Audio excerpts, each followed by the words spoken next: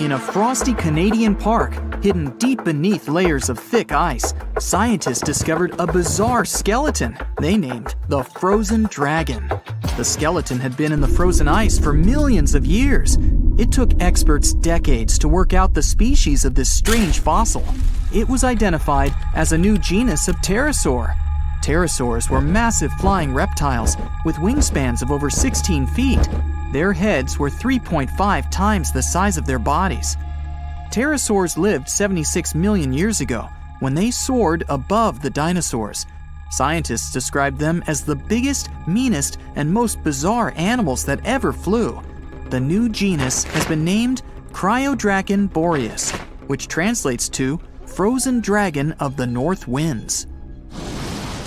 In 2013, a young mountaineer was climbing one of the tallest mountains in Western Europe, Mont Blanc. He noticed a strange metal box poking out of the snow.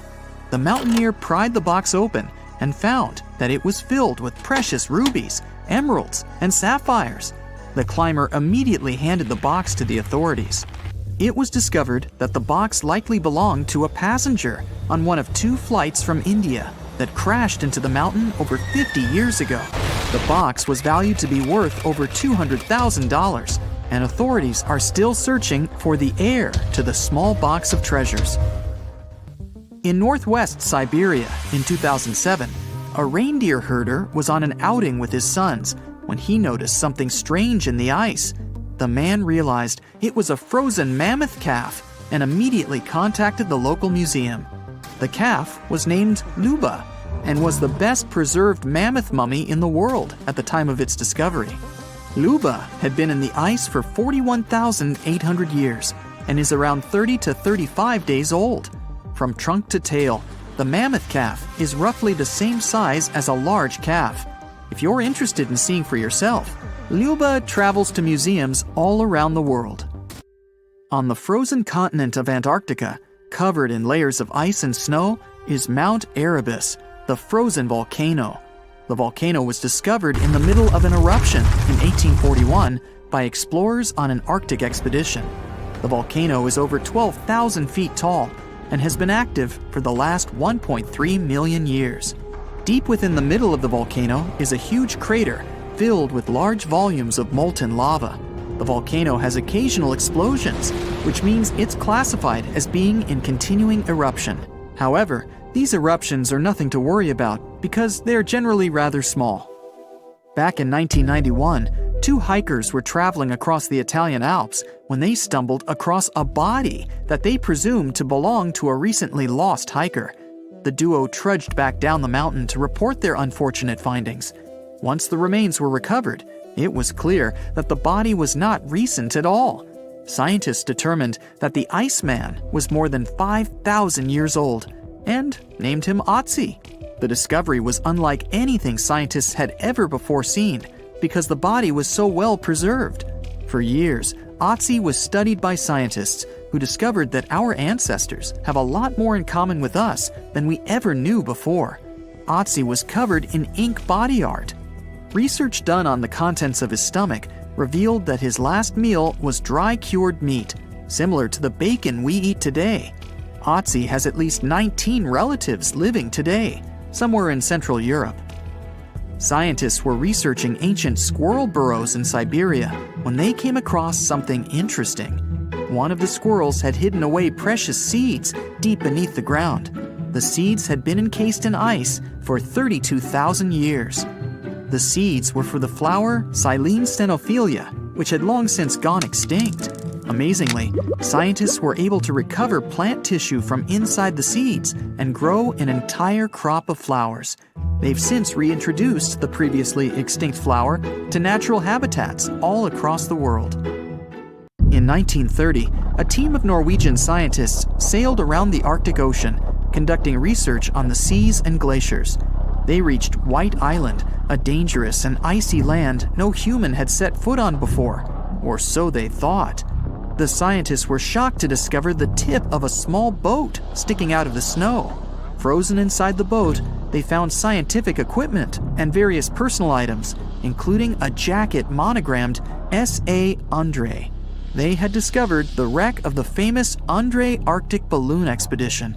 In 1897, Swedish explorers, led by Andre, attempted to travel to the North Pole by hydrogen balloon. No one had ever heard from them ever again. People only found out what happened to them when the wreck was discovered 33 years later. It turns out that the balloon had crashed on White Island only 2 days after departing from Sweden. The explorers traveled along the island on a small makeshift boat, but were unable to make it any further. The best preserved woolly mammoth ever found was discovered in an area of permafrost in Siberia in 2010. Scientists named the frozen mammoth Yucca, after the small village near where it was found. Yucca had been frozen for 39,000 years and is thought to have been around 6 to 8 years old. Because Yucca is so well preserved, it has been studied for years and provided new information about mammoths. In 2019, scientists reported that they were able to activate cells taken from Yucca's tissue. Maybe one day we'll have woolly mammoths roaming the land. From looking at pictures and videos of Antarctica, the continent appears to be freezing cold, covered in snow, and flat, except for a few small hills. Scientists believe that too. When studying the Gomburtsev Mountains in the early 2000s, they were shocked to discover that the small rocky hills were actually the peak of a gigantic mountain formation under a mile of snow. Using radar technology, researchers worked out that the mountains are really around 10,000 feet tall and sprawl across 750 miles. This is around the same size as the European Alps, except hidden under tons of ice and snow. At a gold mine in Siberia, a businessman was examining a nearby river when he noticed something interesting in the frost. It was a small woolly rhino calf that was later named Sasha. The woolly rhino has been extinct for 15,000 years. It's thought that Sasha could have been frozen in the ice for up to 39,000 years. Sasha is unique because it's the only full-body woolly rhino to have ever been discovered. Glaciers around the northern Italian town of Pelo have begun to melt. Artifacts from decades and even centuries ago have been discovered pouring out of the ice. Personal belongings from soldiers have been found, things like diaries, photographs, and even love letters. Historians have even uncovered an entire cabin preserved beneath the ice. The cabin was filled with hard metal helmets and clothes. In 1845, Sir John Franklin embarked on an ill-fated expedition to the North Pole. The crew traveled on 2 ships, HMS Erebus and the ironically named HMS Terror. The expedition met with disaster, and both ships were lost to the icy waters. In 2016, the HMS Terror was discovered by a team of researchers. Despite being lost for 170 years, the freezing cold waters had maintained the ship in pristine condition. Scientists described the ship as frozen in time. Dinner plates and glasses were still on shelves, beds and desks were still in order, and even the passengers' luggage appeared to be in good condition. The HMS Erebus was also discovered nearby, but due to changing water conditions, the ship wasn't in great shape. The glacial ice surrounding a mountain passageway in Norway that was notoriously used by the Vikings has revealed hundreds of ancient artifacts. One of these artifacts was a giant unopened wooden box that was welded together. Researchers were beside themselves with anticipation, waiting to open this box. They believed it would be filled with Viking treasures or artifacts that would give us an insight into ancient society. When they opened the box, all that was inside was a plain old beeswax candle. It turns out that this box wasn't actually as old as they thought it was. By analyzing the candle, they discovered that the box dates back to the 17th century. The age of the Vikings had ended by the 11th century. It's likely that the candle box belonged to a farmer who was shipping it from his summer farm to his winter farm to light up the long nights. So what comes to your mind when you hear the word Antarctica? Most likely, cold, snow, ice, and penguins. Yet, this is one of the least explored regions in the world that hides many strange and unique things. Check them out. You don't have to go to Antarctica to see this weird thing. All you need to do is open Google Earth and move to one of the southernmost islands of Antarctica, King George Island. Recently, internet users have noticed a large and pretty strange cave entrance there. Where does this wide, dark passage lead? People started making suggestions. It's the entrance to a secret base or some laboratory. This is the part of the spaceship that crashed there thousands of years ago. This is the door to the ancient city of Antarctica. Perhaps there's a giant rock mountain with an ancient cave beneath all this snow and ice. Well, there's some ideas. Users have calculated the approximate dimensions of this cave. It might be about 74 feet high and 250 feet wide. You could hide a Boeing passenger jet in there. Nature probably created this entrance. This is a logical explanation, but there are two strange factors. First, take a look at the foot of the mountain. It seems that there are steps there. They're dark in color, as if they're made of stone. And if you look closely, you can notice something similar to human footprints. Has anyone entered this cave? Or maybe someone is still living there now. The second oddity is the disappearance of the mysterious finding. For the first time, people noticed it in a Google Maps snap in 2007. Then the entrance disappeared. Then it reappeared a few years later. After that, it vanished. And in 2022, people saw it again. Perhaps old snow melts, a new layer falls, and then the wind blows it away and the cycle repeats. But the alleged steps leading deep into the cave make one doubt the natural origin of this tunnel. You can easily find the coordinates on the internet and visit the cave via Google Earth. You might see something there and tell the world. There's another strange thing people discovered with the help of Google Earth. In 2020, one user found a strange object that looked like a giant ship 100 miles off the coast of Antarctica. It was covered with ice and snow and lying on its side. It looked like a cruise ship. You could notice the windows, the deck, and the bridge. But not all people agreed with this. Some claimed it was a spaceship. Others said it was some kind of secret building. The user who first noticed the ship stated that its size was about 400 feet, which is the perfect length for a passenger vessel. But what is this ship doing in such a remote place in the middle of a glacier? How did it get here? Who was its captain? No one has found the answers to these questions yet. In 2016, people using Google Earth discovered a photo of an unknown sea monster floating off the coast of Antarctica. This creature resembled a giant squid with a length of about 200 feet. This is slightly shorter than 3 train cars. Just imagine this kraken swimming in Antarctica's dark, icy waters and dragging to the bottom everything it meets on its way. Maybe it's the great and terrible Chulu, or one of its offspring. You will quickly notice this blood-red waterfall among Antarctica's endless, dazzling white landscapes. Don't worry, it's not blood. For many centuries, the waterfall has been painting snow in a bright red color. The stream flows straight out of a white iceberg. Let's look inside and find out what's happening there. Millions of years ago, there was a small crystal-clear pond, but then a glacier formed around it. A thick layer of ice and snow blocks sunlight, heat, and oxygen access. For millennia, the reservoir remained in this cold vacuum. But at one point, the water made a hole in the icy wall and broke out. When this salty water comes into contact with oxygen, it immediately turns scarlet or rusty. Antarctica is the only place where you can find such a unique natural phenomenon. One of the driest places on Earth is located in Antarctica. It's one of the most lifeless deserts in the world, the McMurdo Dry Valleys. In this desert, you won't see the scorching sun, hot sand, and cacti. A desert means a place with a lack of precipitation and life. The McMurdo Dry Valleys meet these parameters. But this place is also unique for Antarctica, since you won't find glaciers there.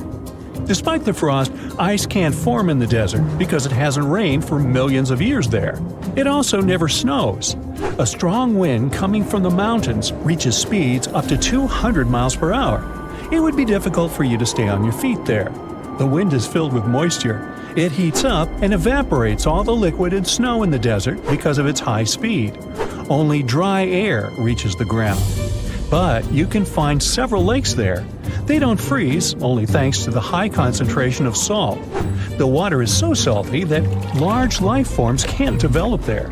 But scientists have found microscopic organisms near the lakes.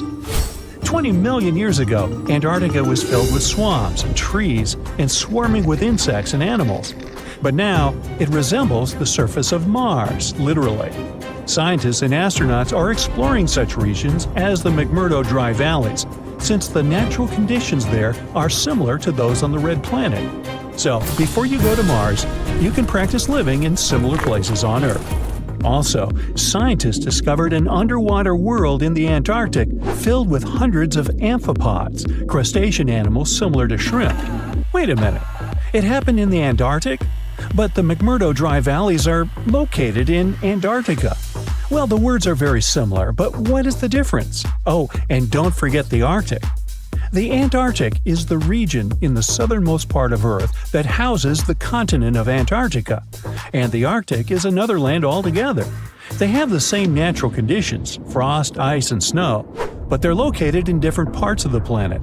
The Arctic is at the North Pole, Antarctica is at the South Pole. Now, back to the discovery. Scientists put forward theories that the ice of the Antarctic hides a vast network of freshwater rivers and lakes, and in 2022, they found a new ecosystem. Researchers explored the Antarctic Ross Ice Shelf and its underwater rivers. This is a massive piece of ice floating in the ocean. A team from New Zealand used a special drilling rig equipped with a hot water supply to drill a hole 1,640 feet deep. That's more than the height of the Empire State Building. Then, they lowered some video cameras and saw thousands of crustaceans swimming in different directions. So it seems they're very unorganized. In the waters of the Antarctic, you can also meet some of the scariest creatures on the planet. These are sea spiders. They got this name because they resemble land spiders, but they're actually a species of marine arthropods. And unlike land spiders, those in the ocean are much larger. They look like 8 strong legs without a body. One such spider can be a dinner plate in width. Some of them have no eyes and have proboscises instead of jaws. Sea spiders are poorly studied because they live in deep, cold waters. Antarctica hides many little-known animals. There are long tunnels in its glaciers leading to scary darkness. On this cold continent, people have found the remains of giant dinosaurs and other ancient creatures, such as the ancestors of modern ducks. Many underground rivers and lakes hide unexplored wildlife. Even the ice here can be weird. Take a look at these striped icebergs. They have blue, black, green, and turquoise shapes. The color depends on the conditions of the water during freezing. For example, green lines appear because of algae, blue ones form when the water freezes too quickly.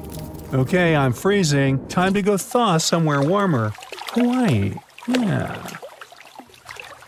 Welcome to one of the most mysterious and unexplored places on Earth. But what's so special about that? It's just some icy peaks and the endless snowy expanse of Antarctica. Yeah, that's right. But there's still a planetary scale mystery here. No matter how hard you try, you won't see a hidden mountain range, giant, unexplored land where no human has ever set foot. And it lies under another layer of mountains. It's like a nesting doll, but the size of a continent. These mountains hide Antarctica secrets, and these secrets can tell us something awesome about the ancient history of our planet. This gigantic unexplored territory in Antarctica is called the Gambritsev Subglacial Mountains. And the layer of ice above keeps this place untouched by nature and people. It's like a land inside another land, and it hides more than just mountains. There are valleys, hills, and plains. The whole area is similar to the European Alps, but unfortunately, we can't enjoy the view. Those mountains were first discovered in 1958 using seismological instruments. More than half a century has passed since then, and this place still remains one of the most poorly studied tectonic objects on Earth. Why? Because it's ice. A lot of ice. Who knows? Maybe there are some unknown ancient artifacts lying there. What if they're hiding a secret city or spaceships? It's unlikely, of course, but it would still be interesting to look there. Think about it. Hundreds or even thousands of miles of land that have remained unchanged for hundreds of millions of years. Even if no new species of animals or remains of an ancient civilization are there, this place still has a history. The history of the formation of continents on our planet. And scientists have already figured out some of this story. The mountains buried in Antarctica were originally like ordinary mountains, but as a result of a planetary scale event, they just… Wait a minute. Have you ever wondered how mountain ranges are formed? We see them in real life, in movies, in photos on the internet. We climb them. But how did they appear? Mountains have not always existed on the planet in this form. They appeared as a result of a large-scale collision of tectonic plates. Two giant solid chunks of ground are moving toward each other, then crash, and boom! Millions of tons of the Earth's crust pile on top of each other, mix, and form ledges and gorges. And all this can last for millions of years. Yes, it's a disaster, but it's very slow. Some tectonic plates are still colliding. For example, the Himalayas continue to grow because the Indian and Eurasian plates are still ramming into each other. And this process began about 50 million years ago. The Gambritsev Mountains under ice experienced a similar event, only much earlier. An article in the journal Earth and Planetary Science Letters says that they appeared during the formation of the supercontinent Gondwana. Two giant pieces of land were separated by a boundless ocean. But then, about 700 million years ago, they collided and formed Gondwana. This supercontinent included the territories of modern Africa, South America, Australia, India, and Antarctica. The giant pieces crashed into each other and released a stream of hot, partially molten rock. This mess grew bigger and bigger, forming mountains.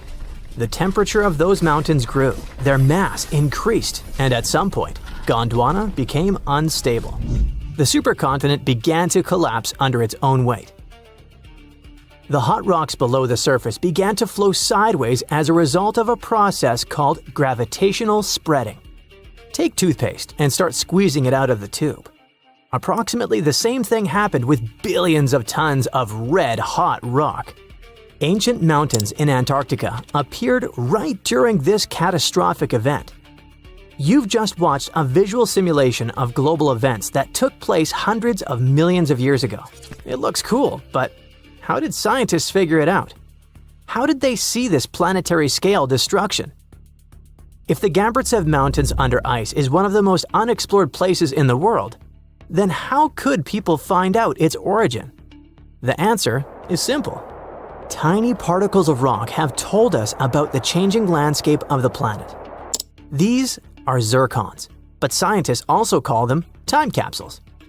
This mineral is very handy and resistant to mechanical and chemical influences. It's difficult to crush, it doesn't get affected by erosion, and it doesn't dissolve in water. And there's uranium inside it. This chemical element shows scientists the age of the rock. The fact is that uranium always decays into lead at the same rate. Scientists look at the ratio of uranium and lead and determine the age of minerals with great accuracy. Okay, this sounds a bit complicated. Here's a simple example. Imagine that each mountain belt is a clock that starts ticking at the moment of its formation. That is, after the collision of tectonic plates. After the rock forms, uranium begins its slow decay. The more time passes, the more uranium turns into lead. The rate of this decay is always the same. This decay can last for billions of years. The less uranium is in zircons and the more lead, the older the rock is. And this is how it happens in practice. Geologists take several rock samples. In a lab, they crush it to extract crystalline zircons. Geologists then dissolve the particles in acid to separate uranium from lead. Then they use a special device, a mass spectrometer that accelerates atoms and sorts them by mass. This is a rather complicated process, but the bottom line is that this device shows scientists the amount of uranium and lead. They look at the ratios of these two elements and calculate the age of the rock. Geologists took zircons from sandstones near the Gambritsev Mountains, studied those particles, looked at the level of uranium, and calculated the chronology of mountain formation. Then they compared the data obtained with the history of our planet and realized that the mountains buried in Antarctica appeared during the formation of the supercontinent Gondwana. But how did they find out that the supercontinent included Australia, India, and Africa? Zirconia from those Antarctic rocks turned out to be very similar to zirconium from those countries. That is, a long time ago, these three continents were together. So, the Gambritsev Mountains began to grow about 650 million years ago. About 580 million years ago, they reached the height of the Himalayas, and 80 million years later, they experienced the melting of the Earth's crust. And while most of the mountain ranges on the planet were changing and collapsing, the Gambritsev Mountains under ice remained untouched. Water, soil, wind, earthquakes, gravity, and other natural forces destroy mountain belts. This process is called erosion. But mountains buried in Antarctica haven't experienced anything like this. The cold temperature and the ice sheet around them kept this range unchanged. It's one of the best preserved ancient mountain belts on the planet. Okay, but why do we need to explore these mountains? What difference does it make that the supercontinent Gondwana collapsed in the past? It's possible that plants, frozen bodies of insects, or ancient bacteria have remained preserved under thick layers of ice. What about ancient animals? Many species could have lived on Gondwana. Studying ancient mountains in Antarctica can show us what the planet looked like about 500 million years ago. When Antarctica was a green continent, what lived on it? What happened to this life? Is it possible to revive those ancient creatures after so many years? If scientists were able to calculate the date of the supercontinent's appearance using tiny particles, then imagine what they could find after examining this hidden mountain range. It all sounds very interesting. But there's one problem. To take a small piece of this unknown world, you need to drill through a lot of ice. You need to deliver heavy equipment to one of the most inaccessible continents in the world, build stations, obtain an energy source, and conduct large-scale research. It sounds incredibly expensive, so this hidden territory will probably remain a mystery for a long time.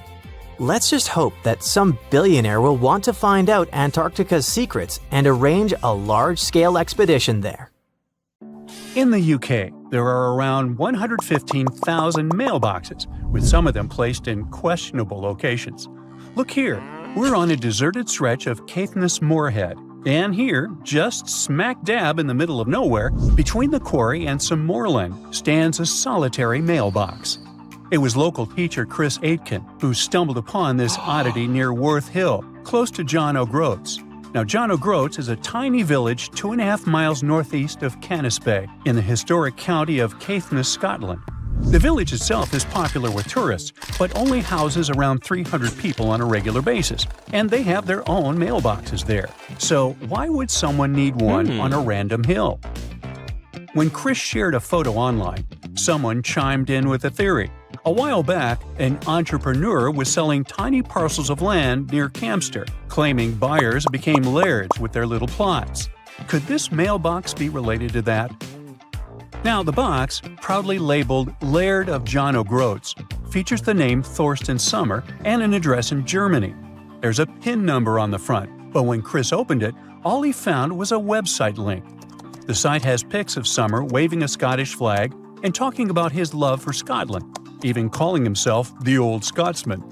Chris tried reaching out through the website for more info, but hasn't heard back. It might be linked to Sommer's reported purchase of a tiny patch of land, but buying Scottish laird titles is often seen as a fraud, giving no real title at all. The area around Worth Hill has had some recent police action too, after a body was found nearby. Ooh, could that somehow be connected to this mysterious mailbox too?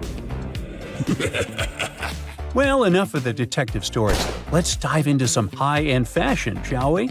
So, you might have come across that funky image popping up all over the internet, claiming there's a pop-up Prada store in the Texas desert. Well, it's kind of true and kind of not. Yes, there's a shop, sort of. It showcased a whole range of Prada gear worth around $80,000. And guess what? Miuccia Prada herself handpicked the items. But still, you couldn't buy a single thing there. No cashiers, no shop assistants. It was like the place was permanently closed. The twist? It's actually an art installation. Made entirely of biodegradable materials, it was designed to gradually blend back into nature, taking a fun jab at our current consumer culture. But why display goods you can't actually buy? Well, it's a metaphor for the elusive charm of luxury.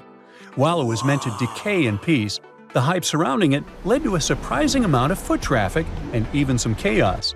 After trying to fend off a few would-be thieves, the artist had to admit defeat. Now it's a hotspot for photos, drawing everyone from tourists to celebrities. Right, you can find a brand person in the desert, but can you, let's say, find a car somewhere in Welsh caves? Well, the answer is yes, and let me tell you, it's not just one car, but many of them. The Cavern of Lost Souls is a well-known abandoned car cave tucked away in Wales. Once upon a time, it was a slate mine in Ceredigion, where workers pulled out tons of slate and transported it using narrow-gauge horse-drawn tramways. But as the mining industry faded away decades ago, the mine fell into a hush. If you dare go inside, which I personally do not recommend, you'll find two large chambers, but one is particularly noteworthy. The main chamber plunges around 65 feet deep and is mostly underwater, with just a small opening above. Since the mine shut down, locals and the council have taken advantage of that opening, tossing in all sorts of unwanted stuff. You'll find everything from fridges and TVs to even whole cars piled up in one corner. What makes the Cavern of Lost Souls special is the single beam of light that breaks through, casting its glow on the twisted heap of wrecked cars and metal. The water, when hit by that light, glows a stunning turquoise green, creating beautiful reflections of the cars and cavern walls on the still surface. Every now and then, a fragment of slate falls, shattering the quiet and sending ripples across the water. There was yet another weird find in Wales. A shiny 10-foot silver monolith recently popped up on Hay Bluff in Powys, Wales, and it's sparking a ton of curiosity. A local builder, Craig Muir, discovered it during his hike, and he described it as looking like it just dropped down from space. It's made of surgical steel, has no markings, and is super well crafted without visible welds. Muir's find is reminiscent of those mysterious monoliths that popped up worldwide in 2020, creating quite a buzz online. Local Richard Haynes suggested it could be some kind of scientific installation, but with national park rules against unauthorized structures, it might not be there for long. With no visible tracks around it, Muir speculated it could have been brought in by a group or even dropped from a helicopter. Now, this isn't the first strange monolith sighting. Similar ones have been spotted in Utah, the Isle of Wight, and even Glastonbury Tor, where one was humorously marked, "Not Banksy."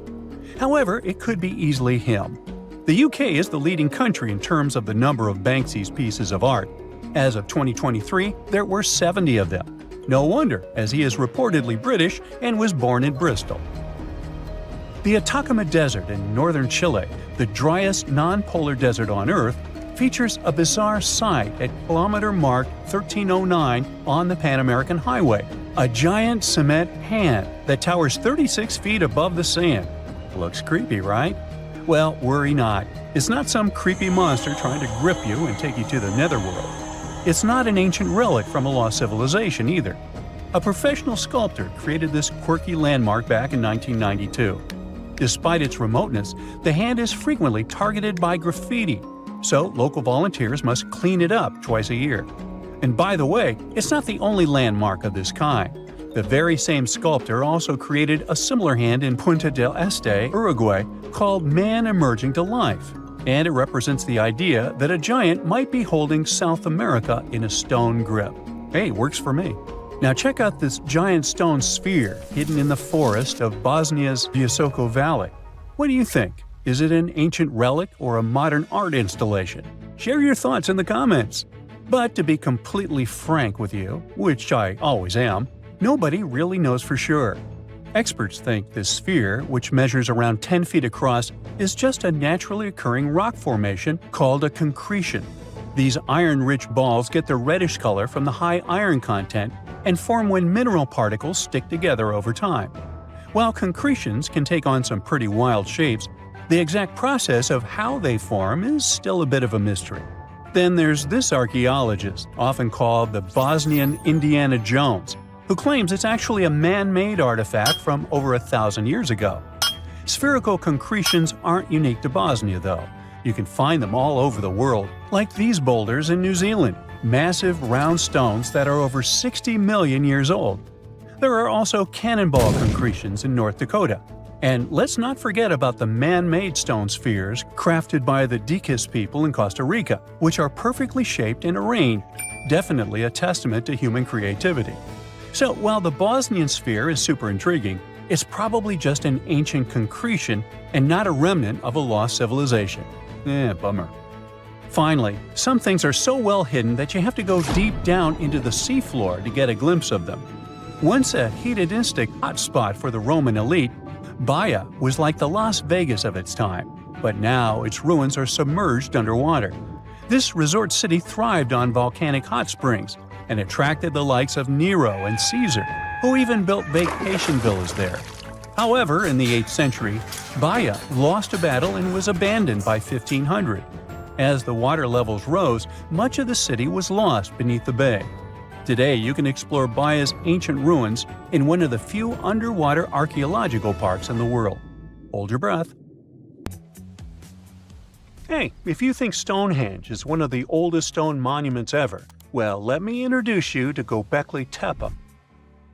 Buckle up, we gotta travel to Turkey to meet this really old guy. Yeah, he's too old to travel. Jokes aside, Göbekli Tepe, an archaeological site located in southeastern Turkey that dates back to the Neolithic period, around 10,000 BCE. It's considered to be one of the oldest and most significant archaeological discoveries in recent times. The site consists of a series of circular and rectangular structures made of stone pillars. Yeah, it does look like its younger brother Stonehenge. Some of those pillars are decorated with intricate carvings of animals and other symbols. Now, you may be wondering, hey, why on earth did they make such a fascinating building? What was its purpose? Sorry, I got no answer for that. The purpose of the site is still unknown, but it is believed to have been a ceremonial center for the ancient people who lived in the area.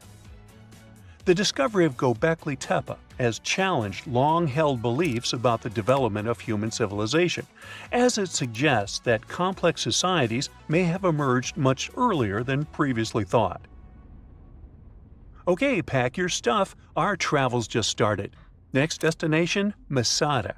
It's an ancient fortress located in Israel on a plateau overlooking the Dead Sea. Hey, look at that view, spectacular, huh? It was built by King Herod the Great in the 1st century BCE, and it was very smartly built. Within the fortress, there were various facilities such as storehouses, barracks, a palace, and a set of cisterns capable of holding approximately 40,000 cubic meters of rainwater. People living there believed that the collected runoff from a single day's rainfall could provide sustenance for over 1,000 individuals for a period of 2 to 3 years. Access to the fortress was limited to 3 steep and winding paths leading up to fortified gates. Still, at one point, the fortress was occupied by people who had fled Jerusalem after the city was captured by the Romans. They held out against the invaders for several months, but eventually they were defeated. But these guys didn't surrender. The story of Masada has become a symbol of resistance and bravery. Today, Masada is a popular tourist attraction and a UNESCO World Heritage Site. The next flight is going to be short. We're popping over to Egypt to see the Karnak Temple Complex.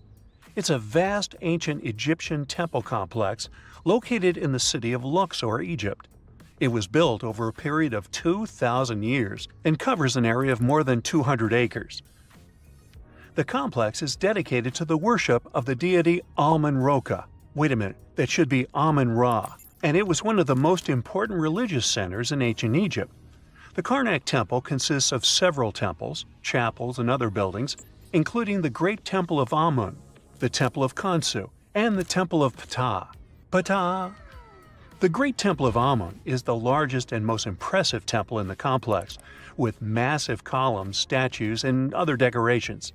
One of the most famous features of the Karnak Temple complex is the Avenue of Sphinxes, which is a long avenue lined with Sphinx statues that leads from the entrance of the complex to the Great Temple of Amun. Another notable feature is the Hypostyle Hall, which is a massive hall with 134 columns that are over 70 feet high. The Karnak Temple complex is a popular tourist attraction and a UNESCO World Heritage Site. It's considered one of the most important archaeological sites in Egypt and provides a fascinating glimpse into the religion and culture of ancient Egypt.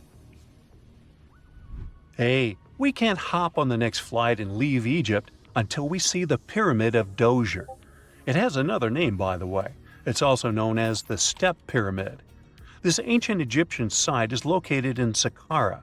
It was built during the 27th century BCE for the pharaoh Djoser by his architect Imhotep, who is considered one of the most important figures in Egyptian history.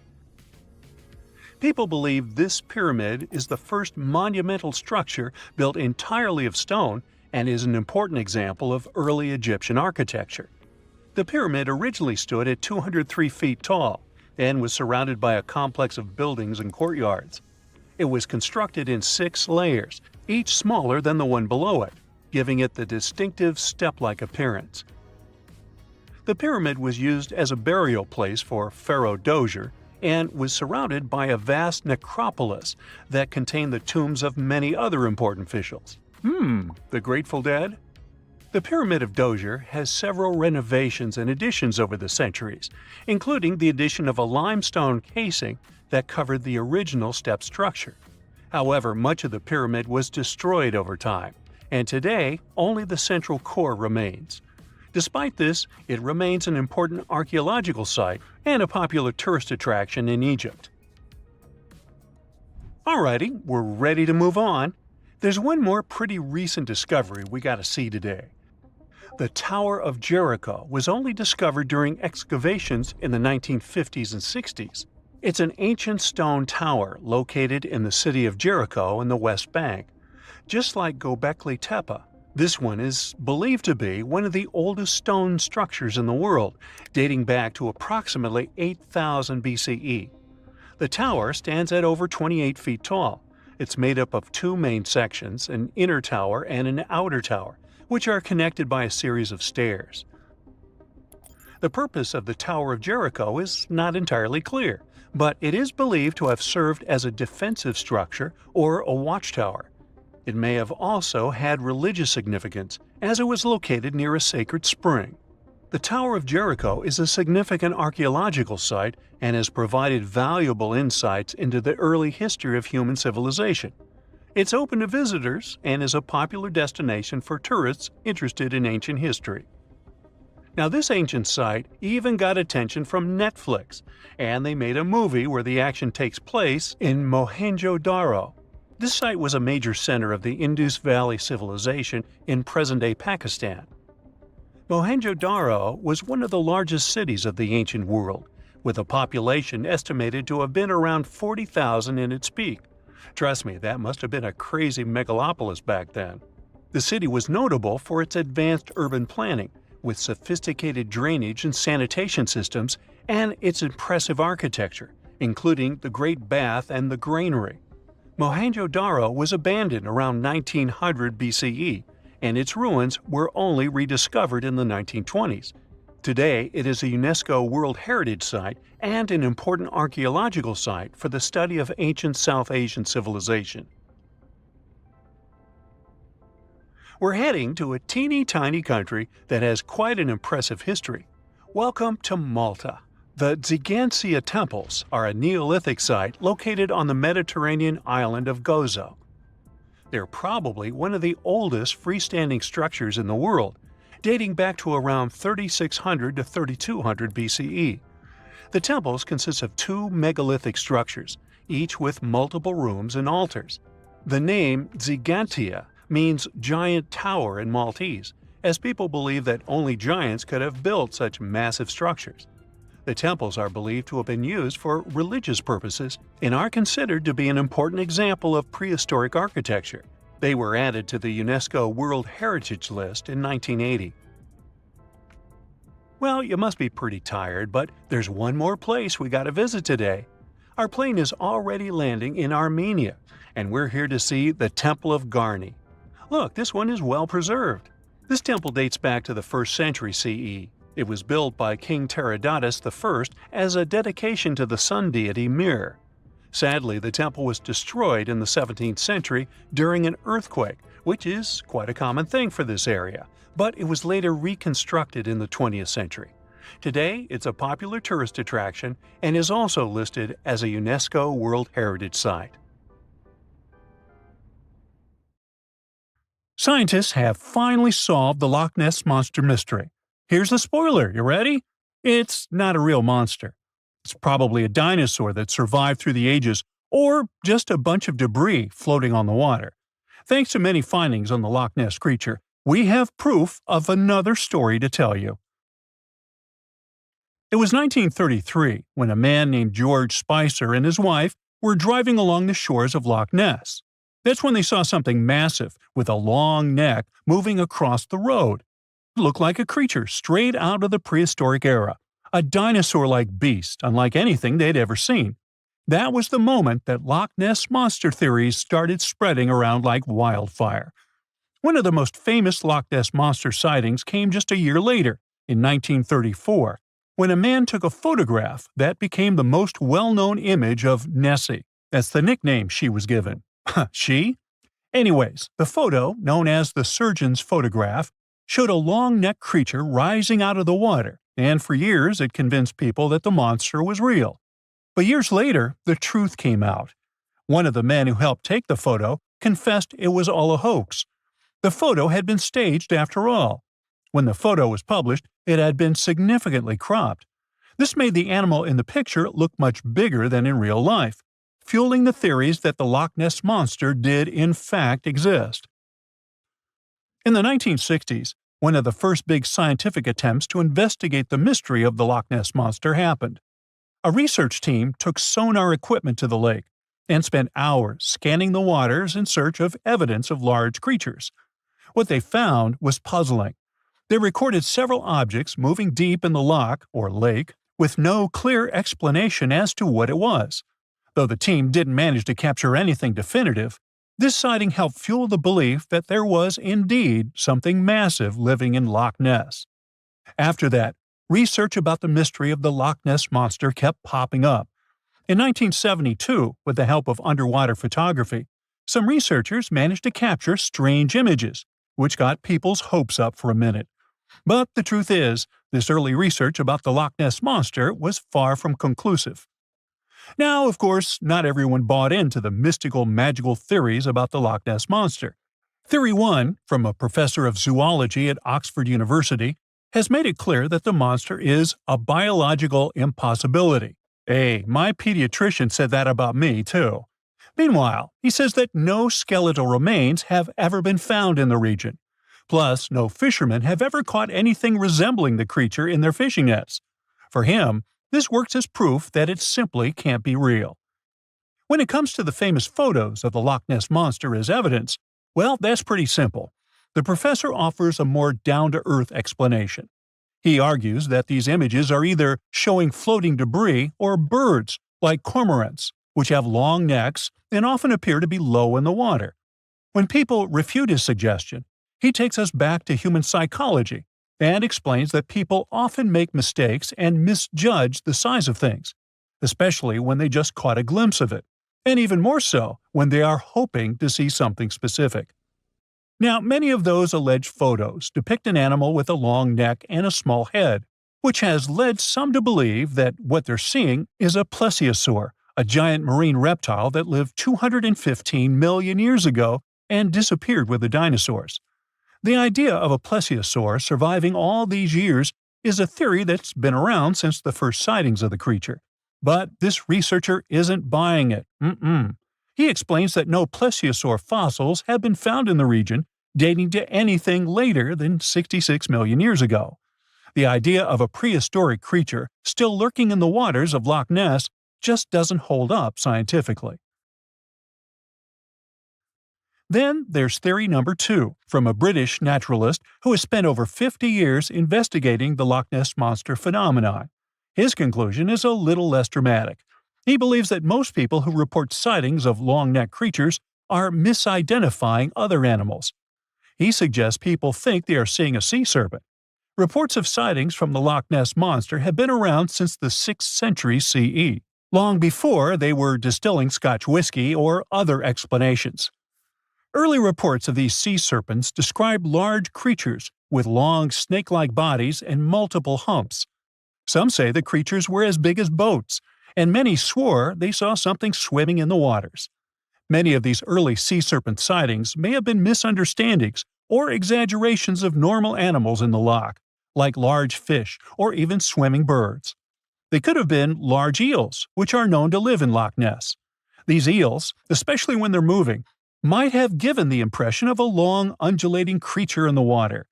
People who saw these eels from a distance, particularly in low light or misty conditions, might have mistaken them for something much more mysterious. Theory number 3 says something else. Nessie is just a series of standing waves. These happen when two boat wakes move in opposite directions, creating a big hump in the water that could look like a creature from a distance. Loch Ness enthusiasts even showed how it works, with footage from Fort Augustus, where a river meets Loch Ness. These enthusiasts had big plans to use drones with infrared cameras and special underwater microphones to search the loch. Now, Loch Ness is massive, stretching around 23 miles long and more than 700 feet deep. So, they thought they needed drones and infrared cameras to put an end to this discussion. But despite everything, they haven't found Nessie. But it's not only the Loch Ness Monster that lacks scientific explanation. There have also been scores of sightings of Yetis and Sasquatches that no one can really explain. Folks have made movies, dreaming of finding the truth about these creatures. But, according to recent research and evidence, it looks unlikely that we'll ever find definitive evidence of their existence. Science says they can explain Sasquatch sightings, and this is how. Biologists who study wildlife using camera traps, which are set up in remote areas to capture images of passing animals, have long attempted to find elusive species. These cameras detect movement and snap pictures, providing invaluable data on the biodiversity of different ecosystems. As camera traps collect more photos over time, the number of species recorded grows.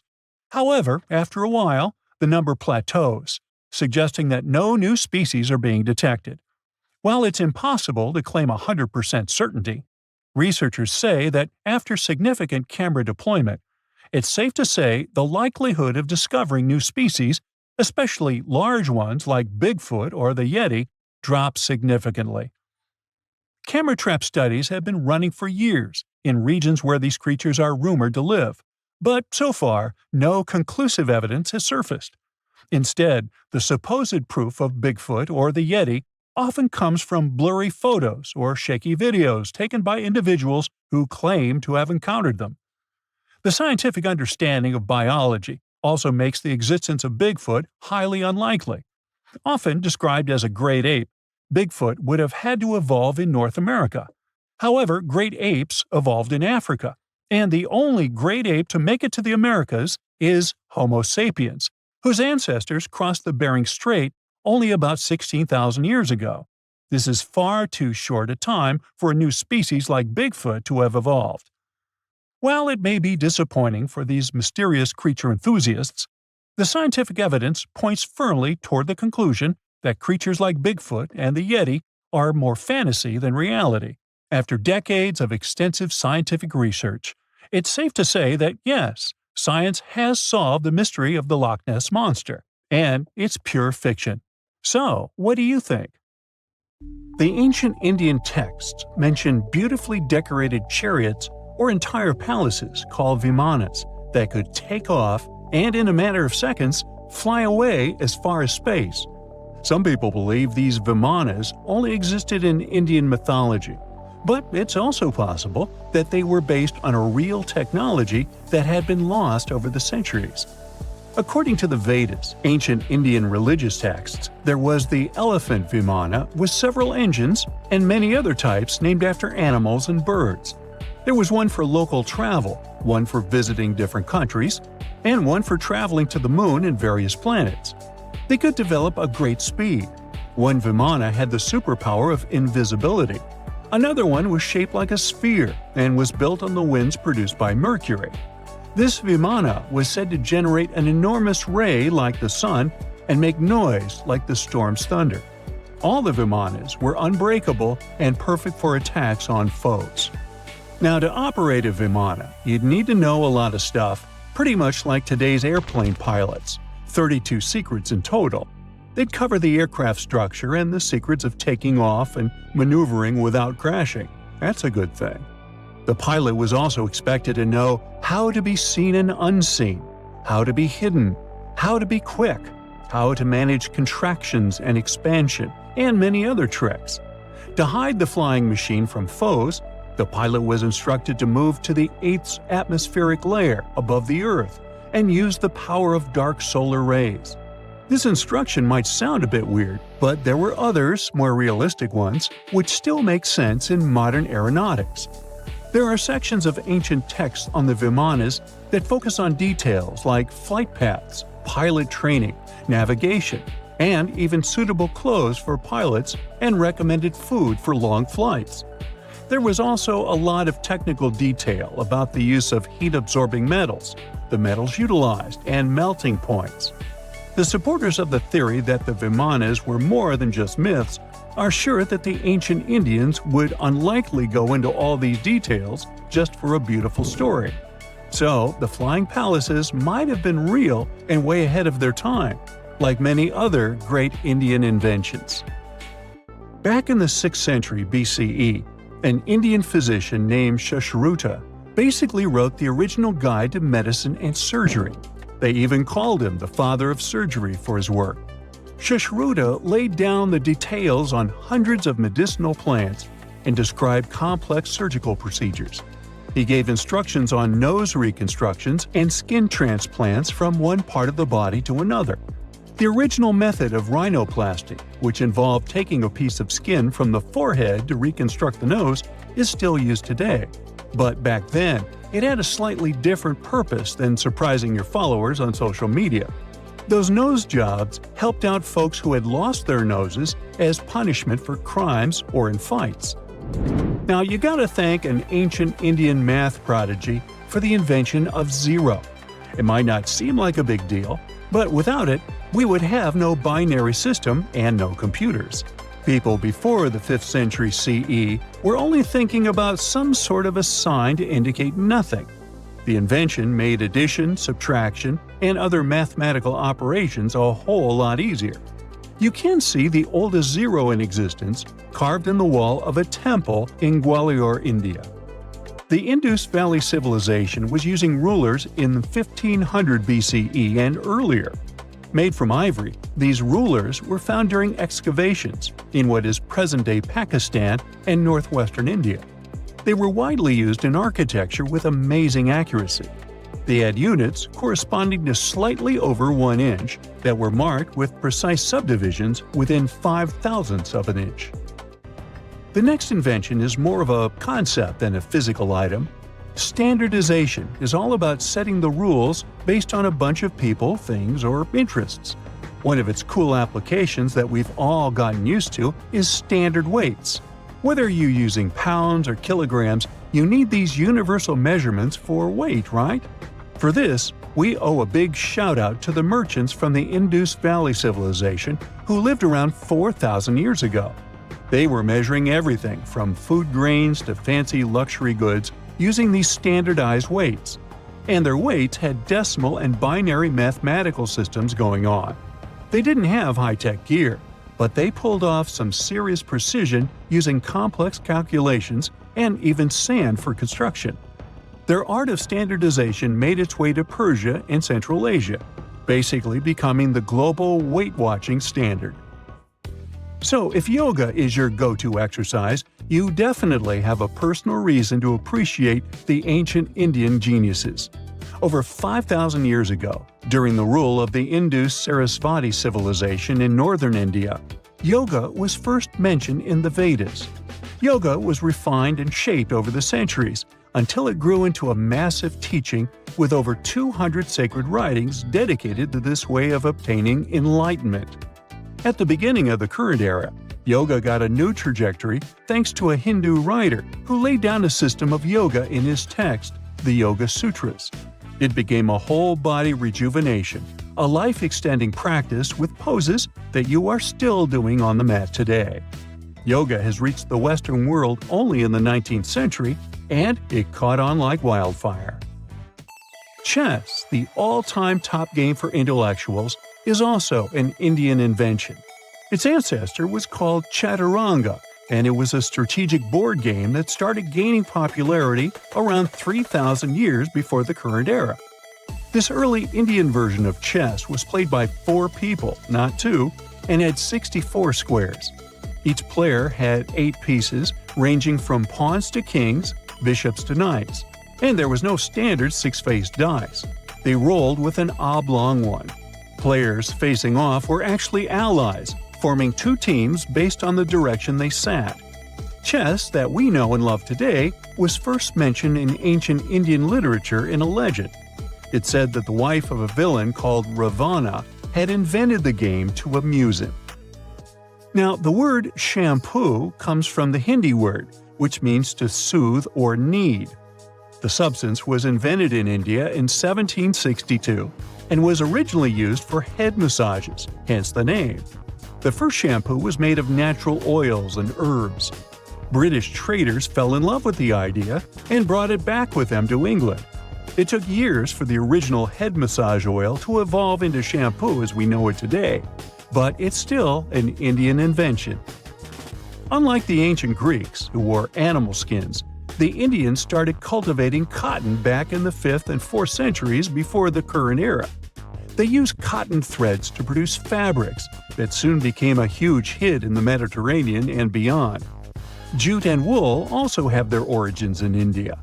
Cashmere, the finest and most exclusive type of wool, actually comes from the Kashmir region of India.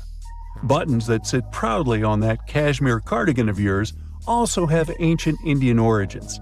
Some 5,000 years ago, the Indus Valley civilization started cutting seashells into geometric shapes with tiny holes in them. First, they were just decorations, but then people started using them to fasten clothes. Now, when you think about radio communication pioneers, Marconi's name usually steals the spotlight. He got a Nobel Prize in Physics in 1909 for his groundbreaking radio work. But there's an unsung hero in the radio waves game, and his name is Sir Jagdish Chandra Bose. He spilled the beans on radio communication way back in 1895. He shot an electromagnetic wave across 75 feet at the town hall in Calcutta, and it went through walls, rang a bell, and even set off some gunpowder. Marconi took a page from Bose's book, using his invention, the Mercury Coherer, as a blueprint for his own two-way radio. Bose didn't patent his genius creation, so he only got his credit a century later.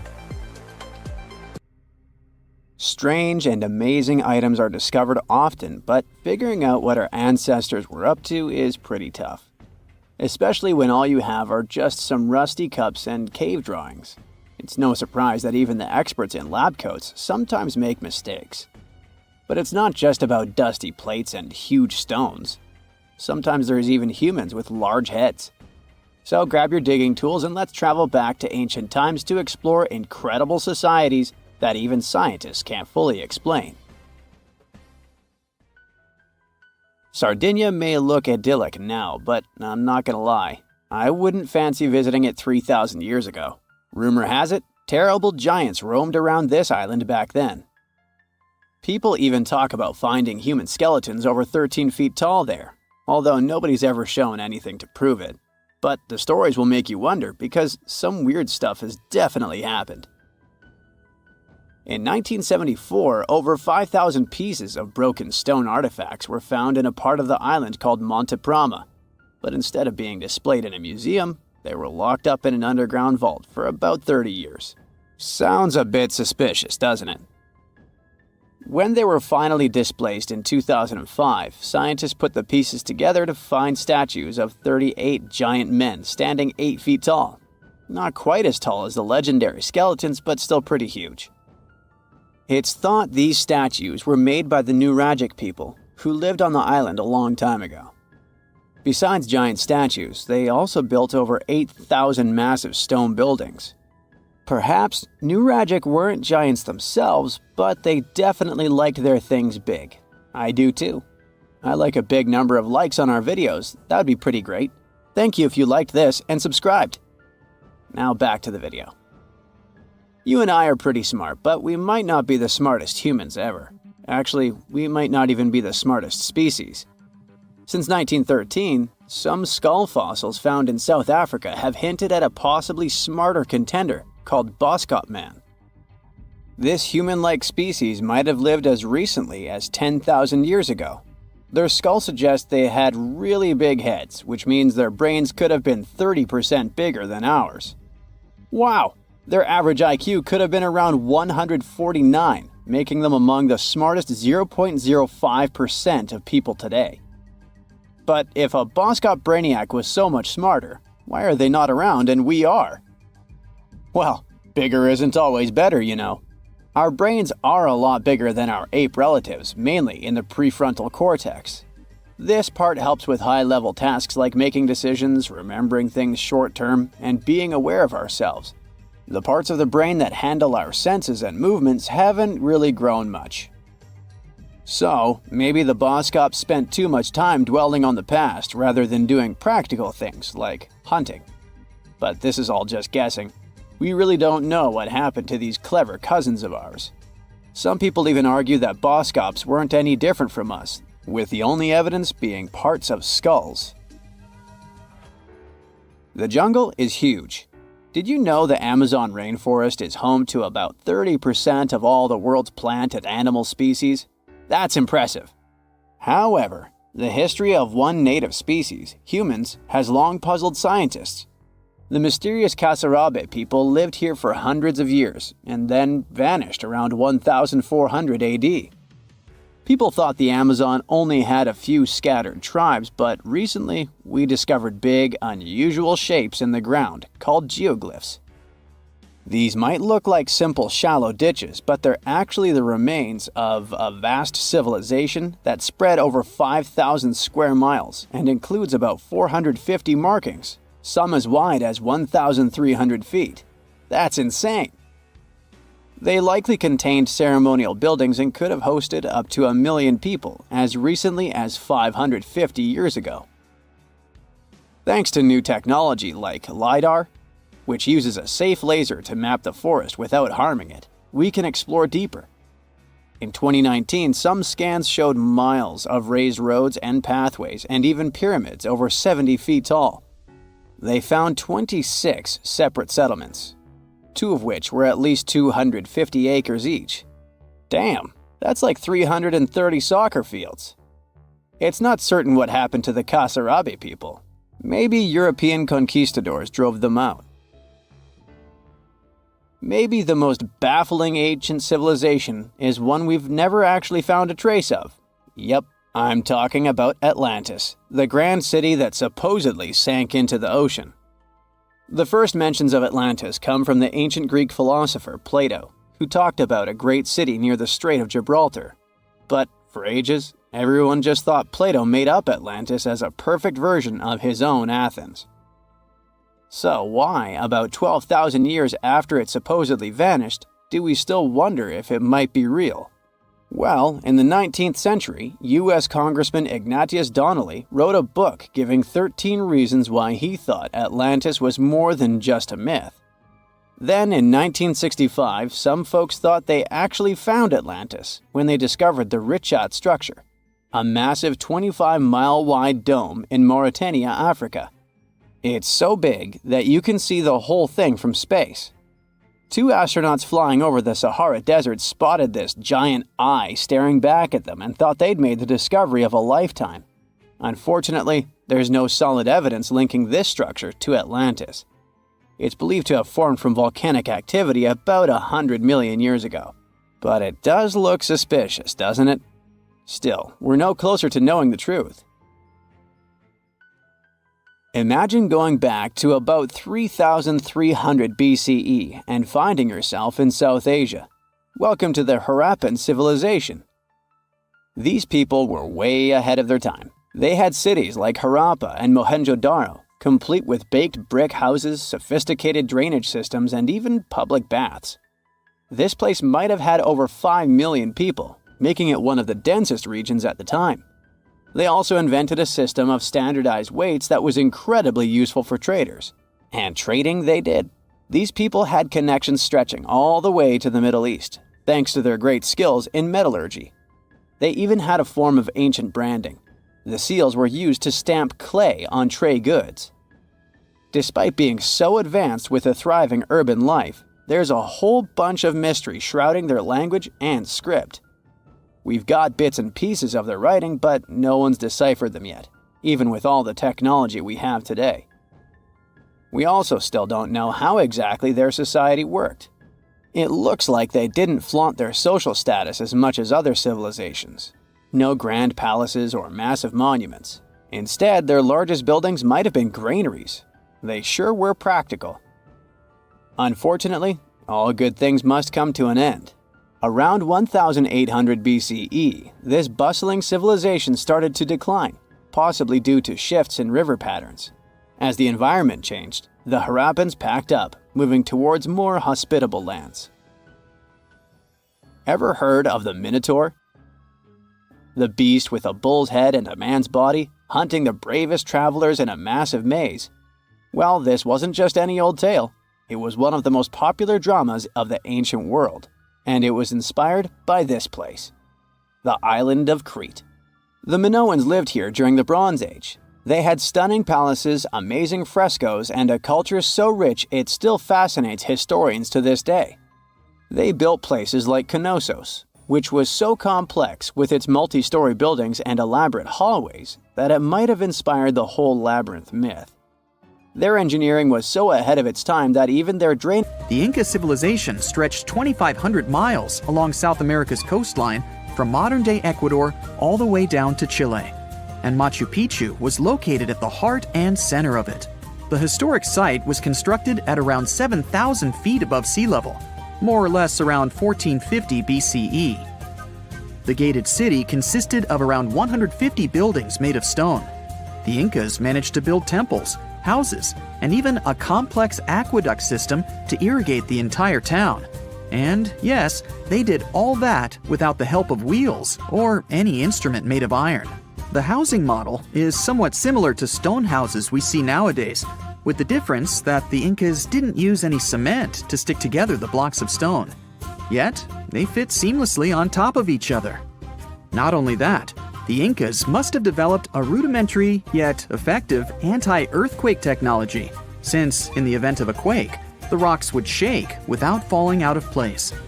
If Machu Picchu had been built today, it would have cost over $70 million to finish the entire thing. The purpose of the site is still a mystery to many historians. Theories suggest that it could have been built as a ceremonial site, a safety base for the Inca people, or even a retreat for royalty. What we know for a fact is that in the 16th century, 100 years after Machu Picchu was built, its population abandoned it, with tree roots taking over the majority of the site and keeping it hidden from humankind for over 4 centuries. It wasn't until the 20th century that the world was reintroduced to Machu Picchu when a Peruvian farmer led Yale University professor Hiram Bingham III to visit the site. Since then, Bingham and many other explorers dedicated their lives and research to studying the archaeological wonder of Machu Picchu. Now, for the next stop on our time-traveling vehicle, the city of Pompeii in Italy. Pompeii has crowded our collective imagination for many years. The eruption of the Mount Vesuvius volcano in 79 AD and the destruction of an entire city is hopefully not something that will happen again. But I bet you're wondering, what did Pompeii look like on its last day? It took 18 hours for Pompeii's streets, markets, houses, and forums to be buried under millions of tons of volcanic ash. Thanks to some clever scientists, we discovered that the lava and ashes that covered Pompeii on its very last day actually helped to freeze the city in time. Different from ice, The cloud of ashes did not preserve the city intact, but as the items disintegrated over 2,000 years, they left voids under the earth. Archaeologists found that if they filled these voids with plaster, the shape of the buried city would soon reveal itself. And that's exactly what happened. Of course, it was nothing like the bustling city of 12,000 people that had existed for many years before the fateful eruption. Pompeii was a vibrant and rich municipality. The site's ruins revealed that many areas of Pompeii boasted impressive houses, some with balconies, which was a sign of great wealth at the time. And, believe it or not, even some artwork survived the eruption. Archaeologists found well-preserved frescoes and murals of mythological creatures, all indicating that members of the high society lived there. Ruins show the city even had thermal baths and showers made with luxurious materials. Oh, and apparently, the people of Pompeii had amazing teeth. Yes, archaeologists could see even that tiny level of detail from the plaster molds they recovered from underground. Still in the Italian territory, we find one of the world's biggest tourist attractions, the Roman Colosseum. It was built as an amphitheater during the reign of Emperor Vespasian, around 70 AD. It wasn't until 80 AD that Vespasian's son, Emperor Titus, inaugurated the Colosseum. The monument was something to behold, with 157-foot-tall walls, over 80 entrances, and the capacity to host 87,000 people. All social classes and groups were welcome at the Colosseum, and this partly explains why it flourished for so many centuries. During the decline of the Roman Empire, around the 6th century AD, the Colosseum started being neglected and abandoned. The monument was looted, and some of its columns and stones were used to build infrastructure elsewhere. Only 1/3 of the original Colosseum still remains, and if it's big now, imagine what it once was. Greece was home to one of the world's largest empires. At the height of this empire, literally and historically speaking, more or less 2,400 years ago, the Greeks built a citadel known as the Acropolis. The Acropolis, which is composed of historical buildings, is considered to be one of the biggest landmarks of Western civilization to date. Tourists that visit the capital city of Athens today may be faced with yellowish and broken pillars of the Parthenon standing way up high in one of the city's hills. But way back when it was built, between 447 and 432 BCE, the imposing and majestic Parthenon was purely white, as the entire monument was built with gleaming white marble. The statues inside were made of gold. The Parthenon is a 23,000 square foot temple held up by 69 marble columns. The largest blocks of marble are massive, weighing around 10 tons each. And the most surprising fact is that the marble didn't come from Athens, but from a nearby site that stood 10 miles from the Acropolis, known as Mount Pentelicon. Historians intrigued by where the primary material for building the Acropolis came from found tiny and big blocks of marble all scattered around the floor of Mount Pentelicon. There was also a paved road that the Greeks had built to carry the rocks around. But perhaps the most impacting monument of all times is located at the heart of the Middle East, outside the Egyptian city of Cairo. The pyramids are considered one of the 7 wonders of the ancient world. The Giza Pyramid Complex was built as a tomb for the pharaoh Khufu around 4,500 years ago. Between 20 to 30,000 people took part in the construction process. It's composed of 3 pyramids. The massive monument is made out of approximately 8,000 tons of granite and over 550,000 tons of mortar, which gives it the appearance it has today. Would you believe me if I told you that the pyramids didn't always look like this? Far from it. They were shiny white with a golden triangular tip at the top. This is because the Egyptians used over 6 million tons of limestone to cover the entire rocky, step-like structure, all so that they could gleam white under the unforgiving sunlight of Egyptian skies. The Pyramid of Khufu remained the tallest structure on Earth made by humans for over 3,800 years. It was the only 8-sided pyramid in Egypt and was believed to align with Orion's belt. It's considered to be the most aligned construction facing north. In 1979, it was inscribed on the UNESCO World Heritage List. Let's head on down to the Indian city of Agra to quickly visit the Taj Mahal. You may know it as the Taj, but it can also be called by its more endearing name, a teardrop in the cheek of time. The Taj took over 22 years to build and was commissioned in 1632 by Mughal Emperor Shah Jahan as a declaration of love for his third and favorite wife, Mumtaz Mahal. It was made with ivory white marble, and amazingly, due to tight conservation, it still remains very similar to what it was when it was built. I think all this talk of landmarks got me thirsty for some traveling. What about you? Tell us in the comments below if you've ever visited some of these sites, or which interesting landmarks you'd add to this video. 40,000 years ago, someone scratched a few tiny lines and dots onto a piece of bone, and that little mark might be the oldest hard drive humanity ever created. Scientists now believe those Ice Age people weren't just doodling, but recording real information, structured, organized, repeatable data. And this discovery completely shifts the timeline of human intelligence.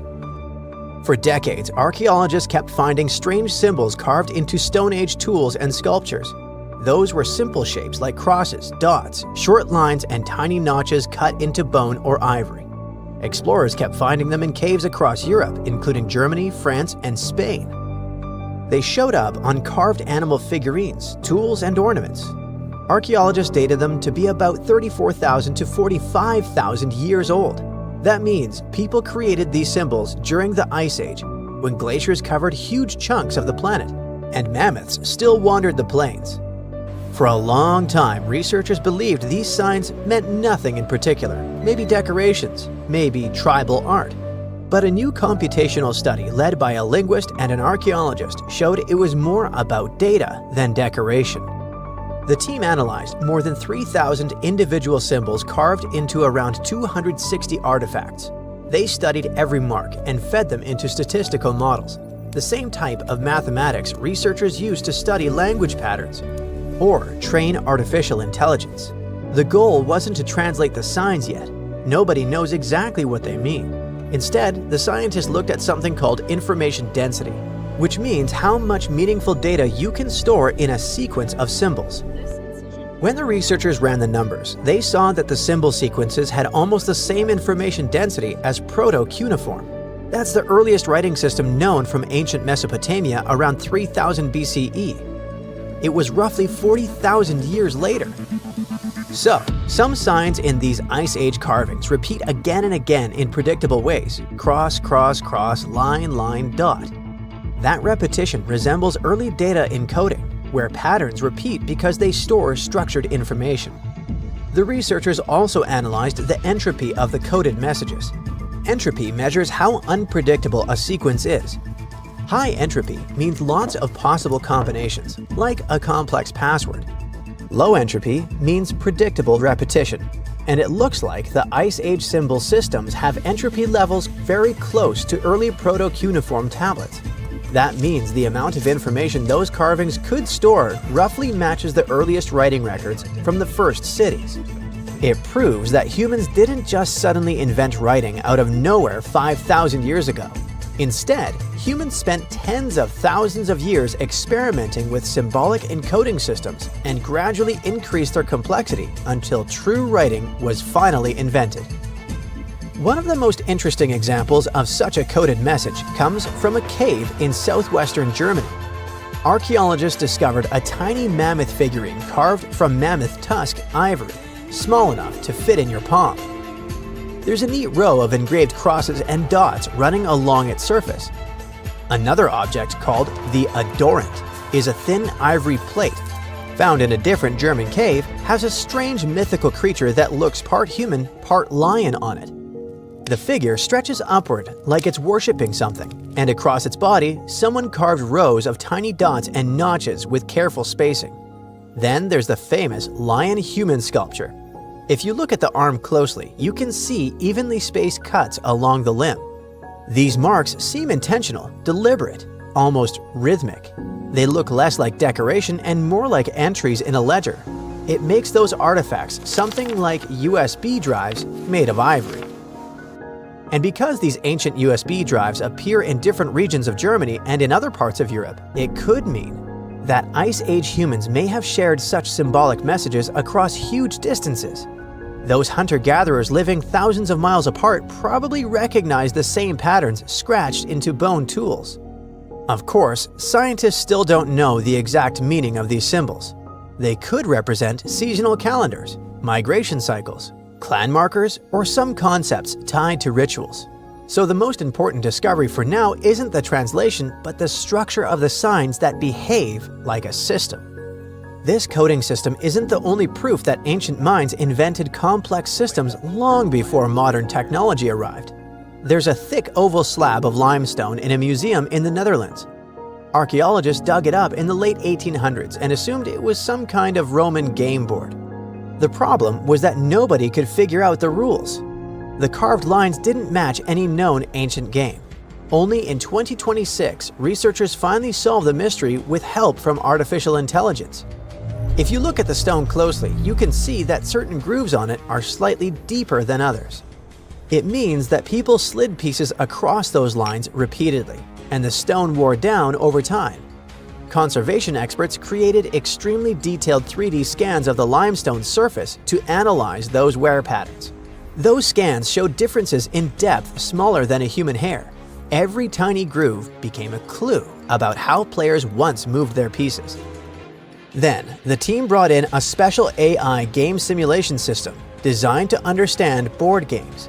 They fed the system rules from about 100 historical games and asked it to test possibilities onto a digital copy of the Roman board. The AI played thousands of simulated matches against itself and tried different rule combinations each time. For every rule set, it tracked where the pieces moved and compared those paths to the wear patterns on the real stone. It repeated this process around 1,000 times per rule set until finally certain patterns started lining up perfectly. The system narrowed all the possibilities to a small group of related blocking games. In this type of strategy game, two players move pieces along fixed paths, trying to trap the opponent's pieces in corners or dead ends. If you've ever played tic-tac-toe or checkers, you already understand the basic idea. To control space, predict the opponent's next move, and close the trap. The simulations showed that the Romans most likely played this game with small tokens made of glass, bone, or pottery sliding along those carved grooves. And that discovery matters more than you might think. Historians used to believe blocking games appeared in early medieval Europe, centuries after the Roman Empire collapsed. But this limestone board showed them that such games existed nearly 1,000 years earlier. So, Roman players had strategy games that helped them develop forward planning, recognizing patterns, and thinking of different combinations and possibilities. Now let's travel even further back in time, long before Roman cities and writing of any kind. Our destination, Olduvai Gorge in northern Tanzania, one of the oldest important archaeological sites on Earth. In 2025, researchers studying the area found something unexpected in ancient sediments. It was a set of tools made from the limb bones of elephants and hippos. And these tools date back about 1.5 million years. Scientists found 27 bone tools, some nearly 15 inches long, shaped into sharp blades. Early humans most likely used them on animal carcasses or to process tough materials. At first glance, they seem simple, but it actually looks like the toolmakers shaped these bones using knapping, the same process used to chip stone tools. Knapping means striking a material carefully so that small flakes break away, gradually forming a sharp edge. Bone behaves very differently from stone. It contains collagen, which makes it slightly flexible and elastic. Hit the bone too hard and it shatters unpredictably. Hit it too softly and nothing happens. That means whoever made these tools understood how the material worked.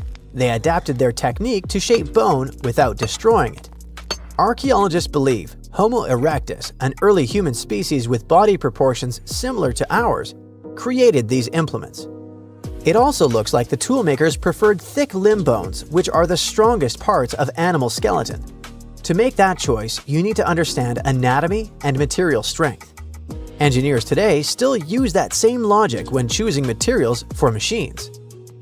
When we put all these discoveries together, we see that our ancestors designed systems, invented technologies, stored information, and played complex games long before modern civilization appeared. So we didn't just suddenly become intelligent. We've been building knowledge for tens of thousands of years. You know, scientists make discoveries that change the world, but even they can face mysteries. Here are 10 things that have baffled scientists. Imagine that you constantly hear a low-frequency hum, and no one can trace its source. Roughly 4% of the world's population hears the hum. It's a geography-free sound. I mean, people all around the world hear it, so the name varies from Tao's hum to Auckland hum, depending on the region where it gets generated. The sound is just on the threshold of human hearing. People hear it less when they're outside, and it gets louder indoors, especially at night. What's even scarier is that you cannot unhear it once you've heard it. Some folks say it started in London around the time of Charles Dickens, who wrote A Christmas Carol, and the low-frequency sound actually comes from the humbug. Or not. Actually, the earliest cases were recorded in Bristol, UK, dating back to the mid-1970s. Scientists have various theories about where the hum comes from and why only some people can hear it, yet they don't have a clear answer. It could occur when ocean waves move along the ocean floor. They shake the Earth when they collide with continental shelves. Or this might be happening because of volcanic eruptions and earthquakes. Oh, and how about ultra-low frequency radio signals used to communicate with submarines or even 5G? Upsweep is another type of unidentified sound. It was discovered in 1991 in the Pacific Ocean. The sound is high enough to be recorded throughout the ocean. Scientists theorize that the sound could be related to underwater volcanic activity. Interestingly, the volume of the sound has been diminishing compared to its volume when it was first discovered, yet it still can be detected. Plus, it's seasonal. It reaches its highest volume in spring and fall. Is it related to seasonal changes? No one really knows for sure. The next mysterious thing is a cone-shaped monument found in the Sea of Galilee in Israel.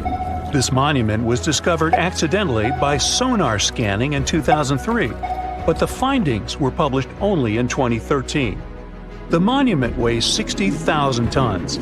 It was once submerged by rising waters. Archaeologists say the monument is enigmatic because they can't figure out where it's from. They don't know what it's connected to or its function. So this big and unusual thing remains a mystery. Now let's move to Göbekli Tepe, Turkey. This place offers you one of the most archaeologically significant sites in the world. Why is it important? Well, it has massive carved stones about 11,000 years old. To put it in perspective, they're 6,000 years older than Stonehenge. Ancient people placed these stones before they began farming or crafting metal tools or pottery. So the existence of this place goes against the chronology of civilization we're familiar with, where people farmed first and built second. Apparently, it wasn't like that. In any case, a good question is, what was the purpose of this site? Was it built to worship some spirits? Yep, archaeologists believe it might be the world's oldest temple. Okay, say this with me. Paleodictyon notusum. Yeah, I know it sounds like a chemical formula. This is a living fossil found deep down on the ocean floor. A creature makes these hexagonal burrows, that for sure. Yet scientists can't identify the artist. Now, what do I mean by living fossil? Well, Paleodictyon notusum is a creature believed to produce a burrow nearly identical to Paleodictyon fossils. Is it a worm-like animal that made them? Scientists don't know. One thing is clear, this isn't some random stuff created by geological forces.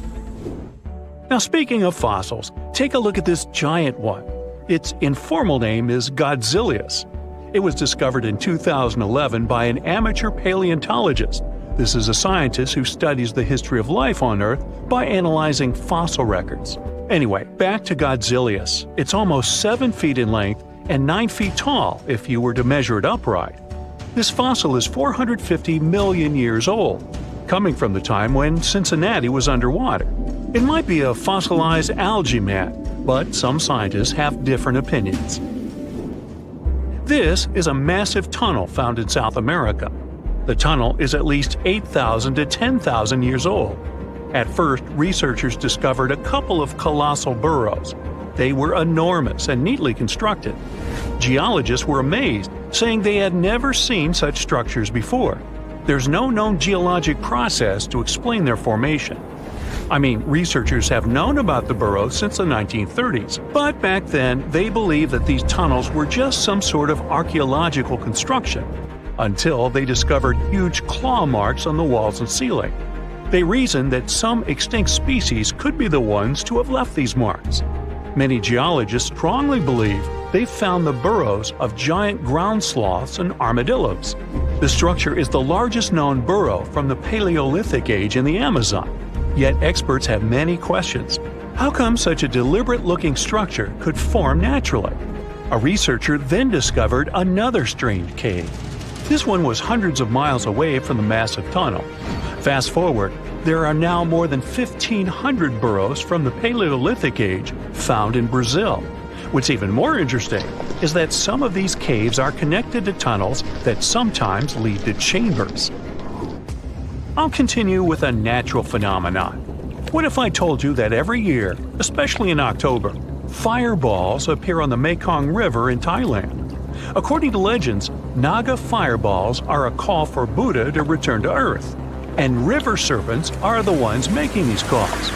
Well, that's a myth, but what does science say about it?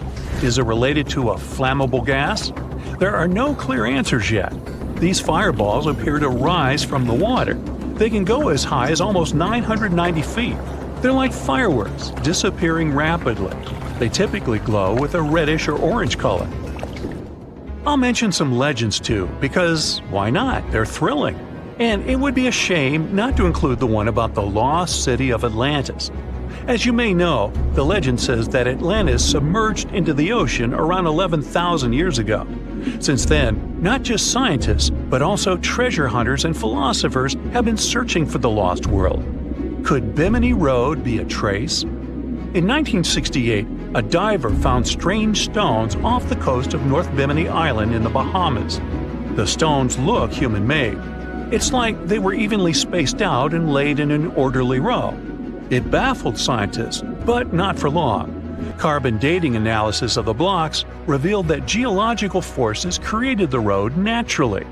There weren't any tool marks or signs indicating that the blocks had been stacked or something. The research is continuing, but yeah, scientists generally believe that the rocks were created by erosion. Well, I guess the time of Atlantis hasn't come yet. Okay, picture this. You're wandering on the beach, and you see dozens of octopuses walking past. In 2017, a group of people from Wales witnessed exactly this. Why did these creatures come out of the ocean? No one knows the answer. The group reported that they had seen 20 to 30 octopi crawling on the sand. The people looked for some signs of injury, but found nothing. They said that they had carried the animals back to the ocean. Interestingly, these creatures kept crawling onto the shore when people were asleep.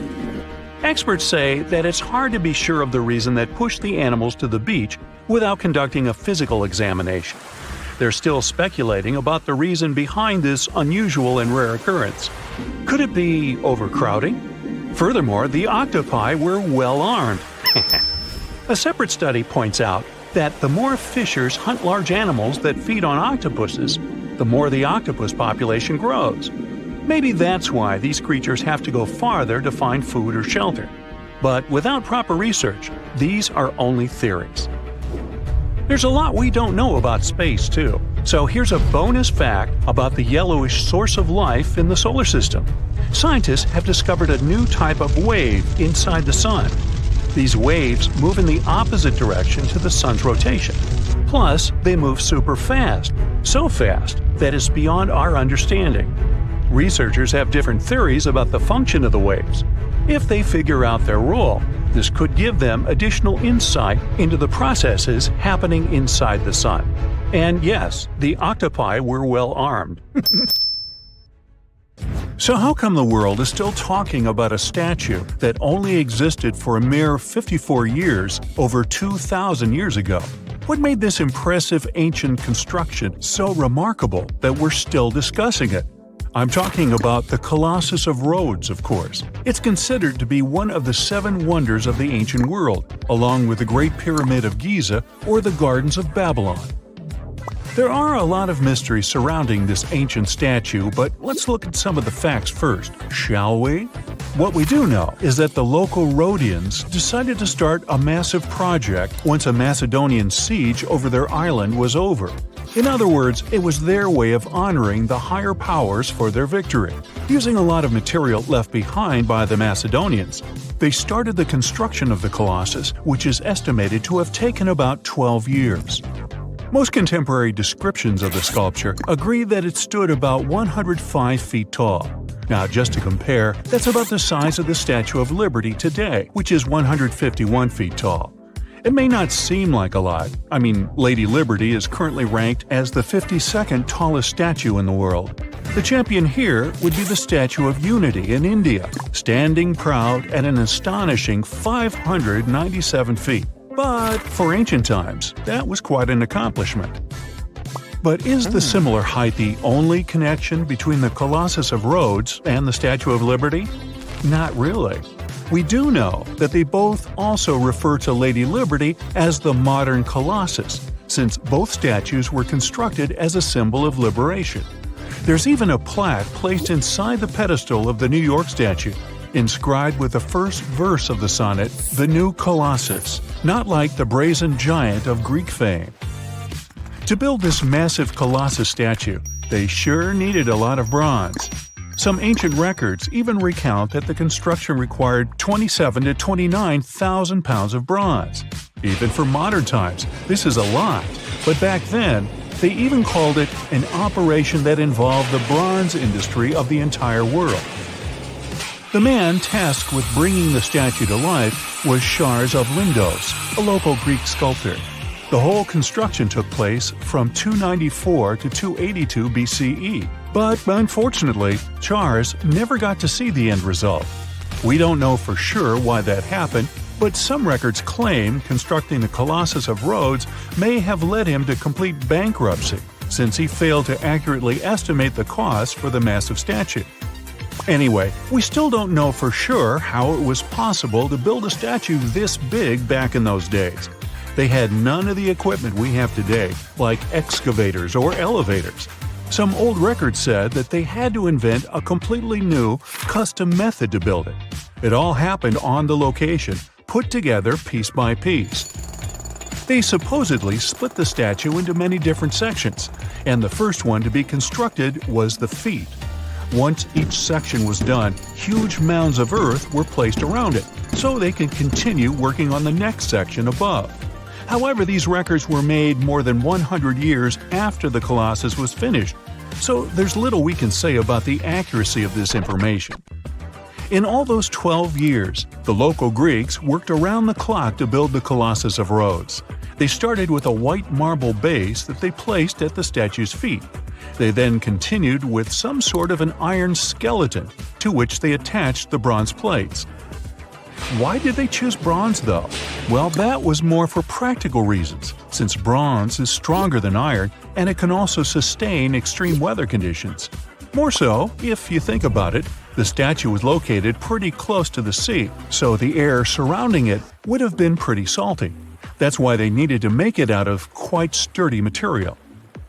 And what about the location? Well, that's something that has been up for debate for a long time.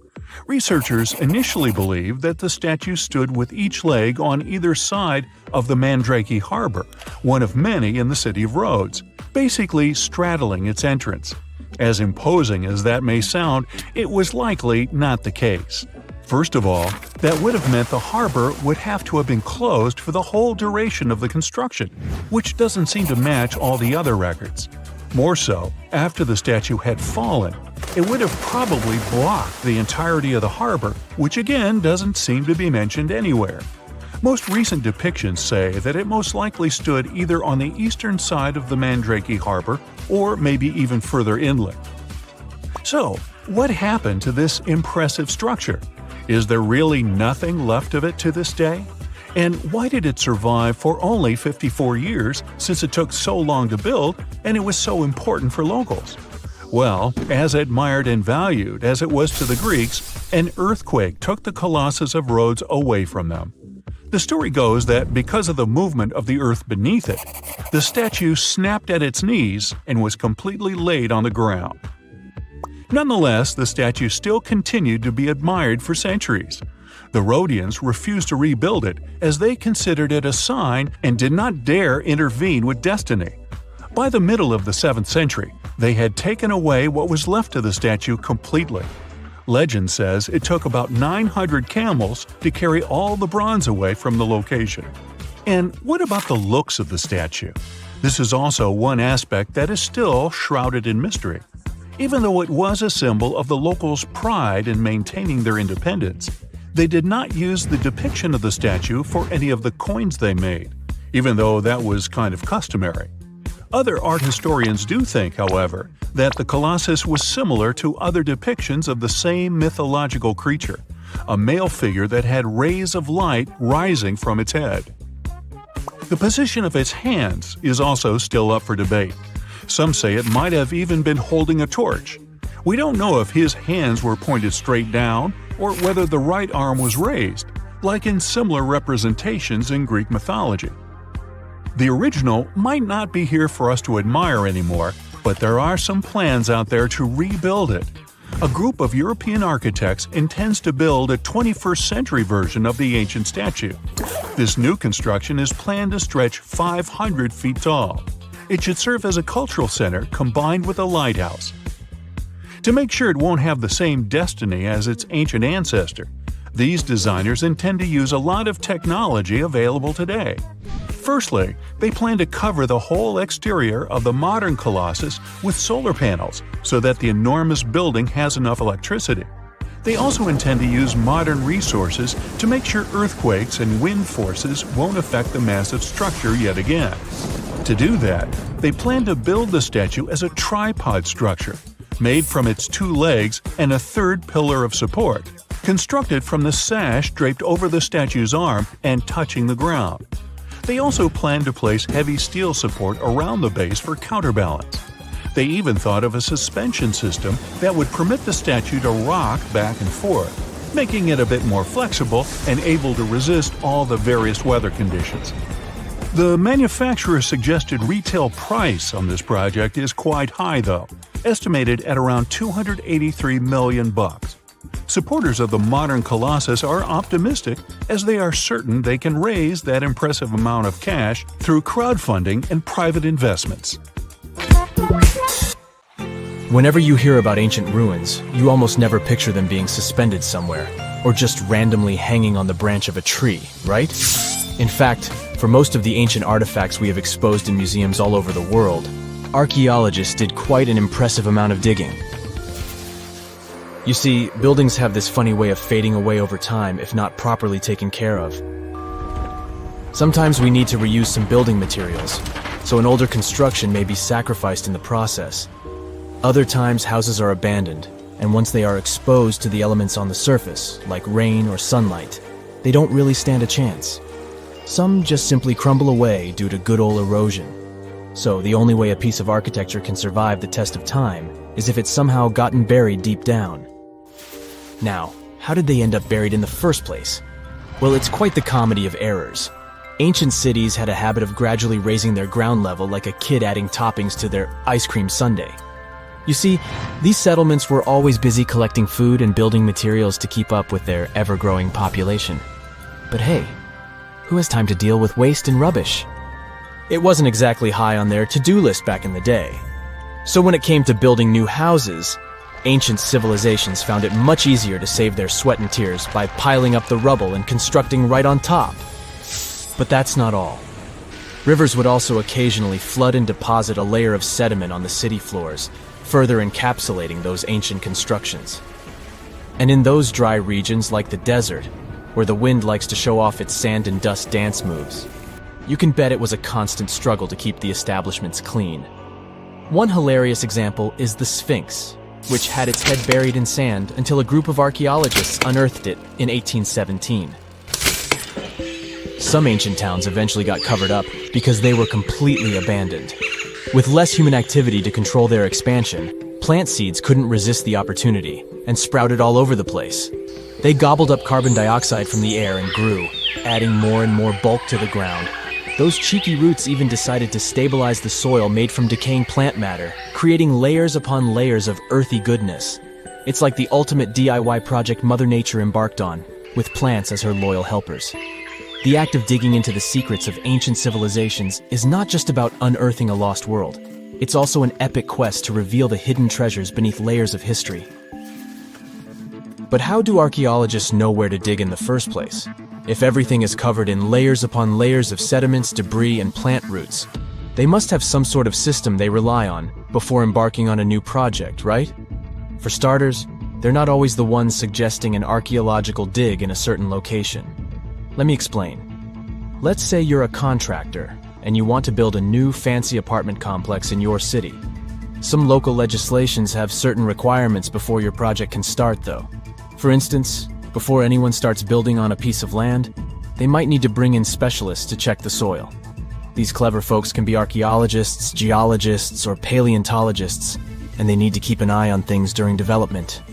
If any artifacts or ecofacts, fancy word for organic remnants, are discovered, these experts swoop in to excavate and study them. But what about sites that have nothing to do with bulldozers and yellow hats? Archaeologists have more than one trick up their sleeves when it comes to locating ancient hotspots. They dive deep into historic records with a healthy dose of detective work.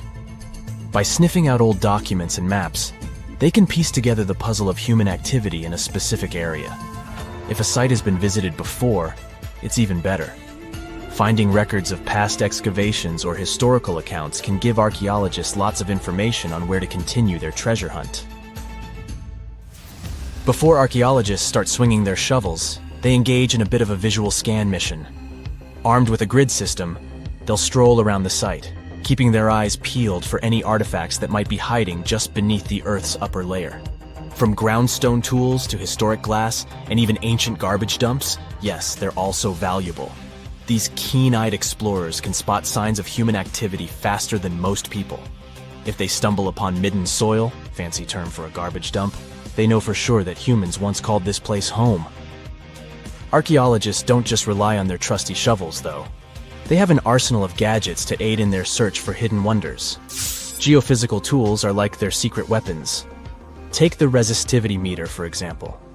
This clever contraption measures the electrical component of the soil and any buried features or artifacts.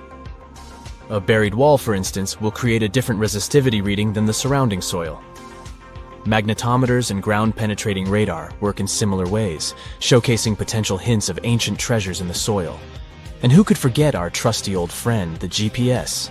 It helps archaeologists map out precise locations, like a high-tech treasure map, leading them straight to their pot of gold. Care to virtually visit some of the most important archaeological sites in the world? Well, follow me. In the United Kingdom, for instance, you'll find this interesting place called Stonehenge.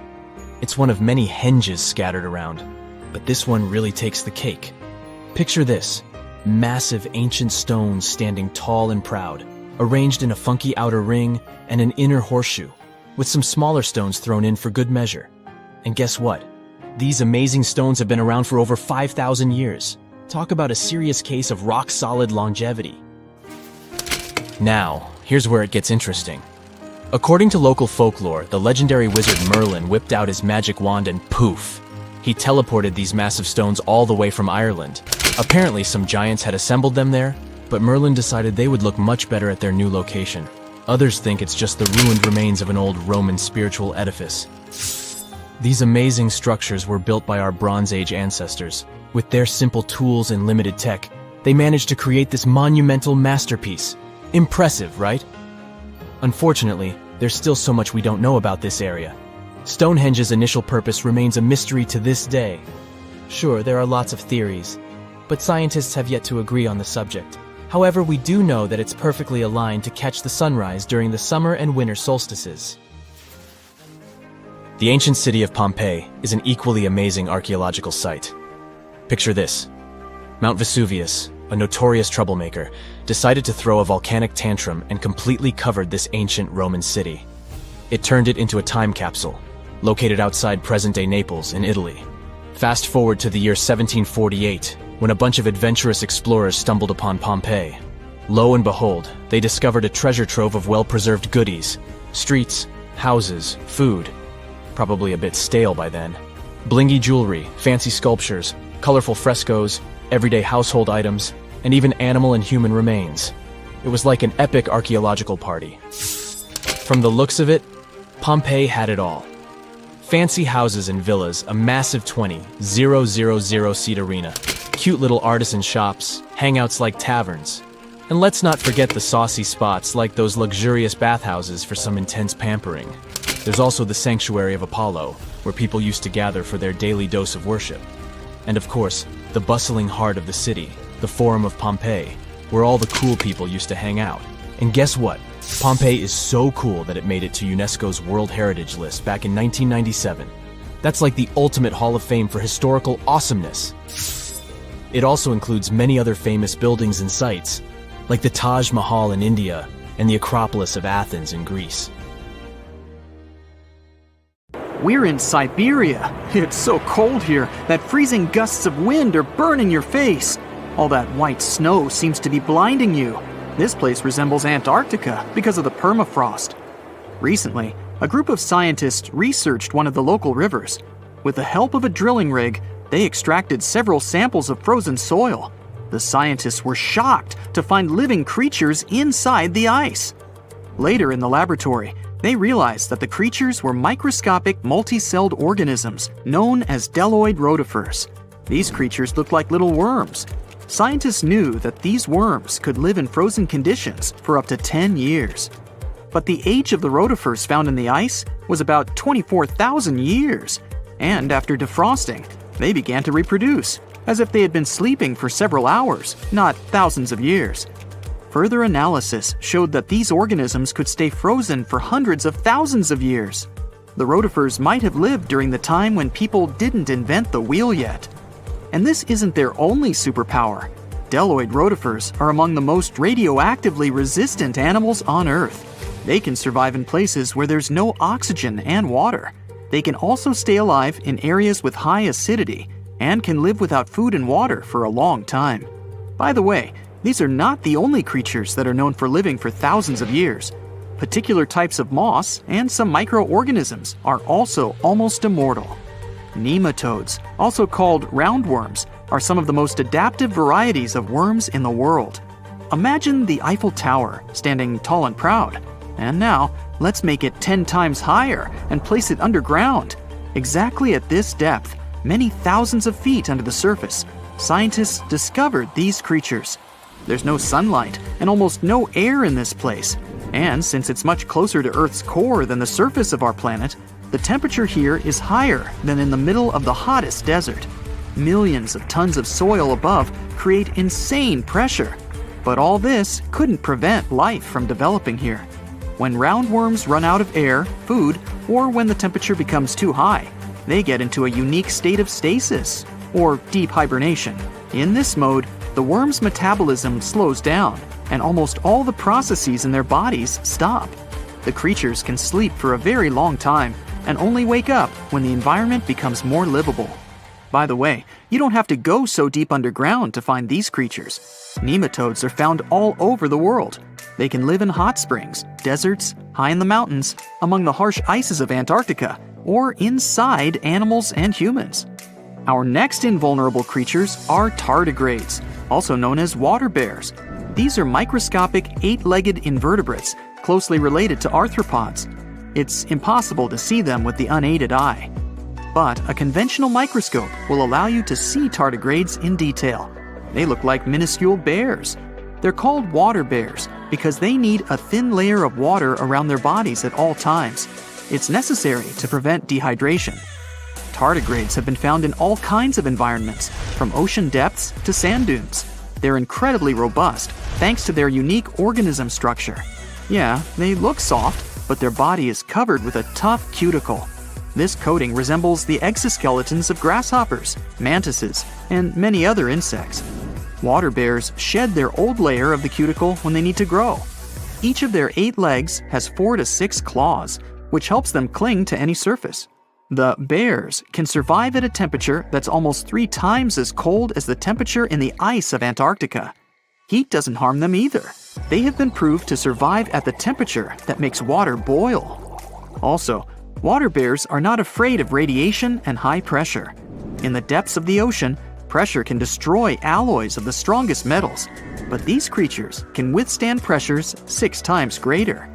But the coolest thing is that they can live in the vacuum of space. Our planet has a magnetic field. This is a shield that protects us from solar radiation. Tardigrades don't need this protection. They can go into near-Earth orbit and come back unharmed, all thanks to a protein protecting their DNA from ionizing radiation. Like other immortal organisms, water bears can fall into a state of cryptobiosis. Tardigrades pull their head and legs inside their bodies and fall asleep. If the surrounding conditions suggest freezing, drying out, or experiencing a lack of oxygen, they will remain in this barrel form until the situation improves. So those are microscopic organisms and microbes that can only be seen through a microscope. But how about something bigger? Meet ironclad beetles. They live in the southwestern US and Mexico. These insects cannot survive high temperatures, live without oxygen, or in conditions of increased radiation. But their shells are so tough that they can only be pierced with a drill or hammer. Their durable exoskeletons are made of a special substance, chitin. It can also be found in the armor of crabs or shrimp. And still, the chitin of the ironclad beetle is so durable that it allows this creature to withstand the impact of a car moving at high speed. In times of danger, they can hide their whiskers and strong legs in special recesses in their shell. Other animals can't bite through the armor, so they spit the beetle out and leave to look for lunch somewhere else. As soon as the danger disappears, the bug stretches out its legs again and goes about its business. Also, the armor saves the beetles from dehydration, which is very useful in hot areas of Mexico and the southwestern US. Inside the exoskeleton, they can store moisture. In other words, these bugs can absorb water whenever they find it and transport this liquid inside themselves. The next creatures are incredibly fragile, but they know how to survive in places where almost no other animals can live. We're going to the southeast of Romania, near the Black Sea. Here, on a desolate wide plain, you can notice a pit. This is a mine leading deep underground. The air on the surface of our planet usually contains around 20% oxygen, but in the mine, it's only 10%. Inside the cave, the air also has an increased content of hydrogen sulfide and carbon dioxide. People can't breathe there without an oxygen tank. We can probably say that the water and air there are poisoned. Almost no animals would be able to survive here. Still, 48 species of living organisms have been found in this cave. 33 of them are newly discovered species. And they aren't the only microbes or bacteria that can't be seen without a microscope. Something bigger lives here. Strange white snails crawl over the walls of the mines. Transparent shrimp and a bunch of unknown kind of leeches swim in the water.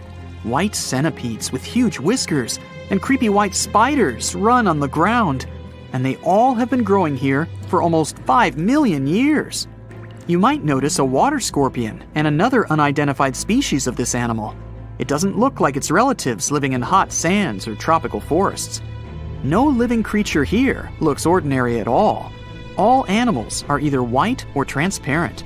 They have no eyes, but are equipped with long paws and antennae whiskers that help them navigate in this dark space. The deeper you go into the cave, the less oxygen the air contains. But the number of living organisms is increasing. The air is filled with methane and carbon dioxide. All the inhabitants of this cave have never seen the light of the sun and have never gone out of the darkness. It seems impossible to survive in such conditions where plants don't produce oxygen. The answer to the question of their survival is hidden in a small lake. The surface of the water is covered with strange foam. If you look closely, you can see that this white substance is alive. It resembles soft, wet paper that is easy to tear. The thing is billions of living organisms, bacteria called autotrophs. There's much more carbon dioxide in the cave than there is outside, and these bacteria, like plants, absorb it. But they don't do this with the help of photosynthesis, which means they don't need sunlight. They use water for chemosynthesis. What these bacteria secrete is food for other bacteria. And these other bacteria are food for bigger creatures. A unique food cycle that you can't find anywhere else on the planet only exists here. In 2011, scientists from Chile found a weird-looking fossil in Antarctica that looked like a squashed football. Almost 10 years later, the rock just sat on a shelf in Chile's National Museum of Natural History with no specific label. It went by The Thing in the museum because it looked like something from a science fiction movie. When the scientists finally got their hands on the strange fossil, it turned out it was actually a giant softshell egg from around 66 million years ago. This one is more than 11 inches long and 7 inches wide. A regular chicken egg is just 2.5 inches long, and an ostrich egg is almost 6 inches long for comparison. So, The Thing won the title of the biggest softshell egg ever found and the second largest egg of any animal we know of. The only bigger egg that was ever found was that of the extinct Madagascan elephant bird, which is also 1.5 times as tall as Michael Jordan. The bird, not the egg. The Antarctic egg is also special because it's the first fossil ever found in this part of the world. So, whoever left it there must have been one big creature, probably a giant sea turtle that lived long ago, like a mosasaur. This is surprising because most scientists thought these creatures didn't even lay eggs. So this discovery could change what we know about them. The egg is also unique because it has a thin eggshell and no pores, which is totally different from most dinosaur eggs. It actually looks more like the eggs of lizards and snakes, but it came from a giant creature related to these animals. No known dinosaurs or flying reptiles from that time and place were big enough to lay such a huge egg, so it must have been a mosasaur after all. But we can't be 100% sure. Scientists did a lot of work and studied 259 types of living reptiles, like lizards and snakes, and their eggs. From this, they figured out that the mommy who laid the egg was probably at least 23 feet long, not counting her tail. During the late Cretaceous period, this part of Antarctica might have been like a nursery. Paleontologists have found bones of tiny mosasaurs and plesiosaurs in the same area, along with bones from the grown-up ones. Archaeologists in Norway made another cool but literally discovery and found dozens of arrows that had been hidden in ice for 6,000 years. They were melting out of a large ice patch in the high mountains, covering an area of about 45 football fields. In 2014 and 2016, when the summers were extra warm, scientists went to an ice patch called Langfoni to look around. They also found lots of reindeer bones and antlers there. Some of the arrows were whole and some in pieces, along with 5 arrowheads around the melting ice patch. This is more arrows than have been found at any other frozen site in the world. Some of the 68 found arrows date back to the Neolithic period, and the newest ones are from the 14th century of the Common Era. Ice is like the perfect time machine that can preserve whatever ends up there in an almost perfect condition. Langfoni became famous as one of the first ice patch sites after a local hiker found a 3,300-year-old leather shoe right next to its edge. Scientists are studying places like this to understand how people use these sites and how the ice patches from Norway to North America changed over time. Now, once upon a time, around 32,000 years ago, to be exact, a squirrel buried some seeds near a river in Siberia. Am I the only one getting the Ice Age vibes? Anyway, these seeds belong to a plant with cute white flowers. Thousands of years later, a group of scientists found these seeds buried deep in the frozen ground, about as far down as a 12-story building is tall. The seeds were surrounded by ice and bones of animals, like mammoths, bison, and woolly rhinoceroses. The mature seeds had been damaged, maybe by some squirrel, but some of the younger seeds still had good plant parts inside them. The scientists carefully took those out and put them in small containers to help them grow. And here comes the coolest part. They were able to grow the plants. Their flowers were shaped a little differently from the flowers of the same plant that grows today. After a year, the Ice Age plant even made new seeds. Based on this, the scientists suggested that permafrost could be a depository for an ancient gene pool, and we could find extinct species there and bring them back to life. Scientists on an icebreaker in Antarctica were looking for whales but found something way more unusual. The camera behind the ship, which is as heavy as a car, detected 16 million icefish nests on the floor of the Weddell Sea. The nests were located about every 10 inches in all directions and covered an area of 93 square miles, which is slightly bigger than the whole of Washington, D.C. The colony even had a distinct border, which was a line in the sand. The scientists were in the area because they were studying a special spot in the ocean where the water was a little warmer than the water around it. In this warmer water, they found tiny animals called zooplankton near the top. When the young icefish hatch, they swim up to this area to eat the zooplankton before going back down to the seafloor to grow up and have their own offspring. Since there was so much food, it made sense to see icefish in this warm water, but they didn't expect to find such a huge number of icefish nests, much more than anyone had ever seen before. New Zealand's Antarctic Heritage Fund found some old photo negatives in a hut in Antarctica. They turned out to be unique images from the Ross Sea Party. It was a famous failed expedition led by Ernest Shackleton. He wanted to become the first person to cross Antarctica by land, from the Weddell Sea to the Ross Sea, passing through the South Pole. But things went wrong when their ship, the Aurora, was blown out to sea. They had to use the hut from another explorer, Captain Robert Falcon Scott. His goal was to be the first person to reach the North Pole, but sadly, he didn't succeed either. The negatives were made of cellulose nitrate and were found stuck together in the small box. The Trust took the negatives back to New Zealand, where they carefully separated them and discovered 22 hidden images.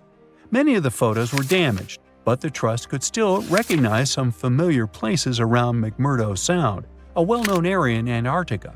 No one knows for sure who took the pictures. In December 2021, some scientists noticed a strange mark on the Larsen Ice Shelf, a giant sheet of ice off the eastern coast of Antarctica. They thought it might be a river flowing under the ice, so they drilled down over 1,600 feet to check it out. They expected to find water, but they didn't expect to see that the water was full of fast-moving creatures called amphipods. The scientists also found that the water in the underground river had unusual layers of currents moving in different directions, which they still don't fully understand. Another surprising thing happened during their research. On December 20th of the same year, a volcano erupted far away in Tonga, and the pressure waves from the eruption were detected all the way down in the ice river in Antarctica. It shows how everything on our planet is connected, even in the most distant places.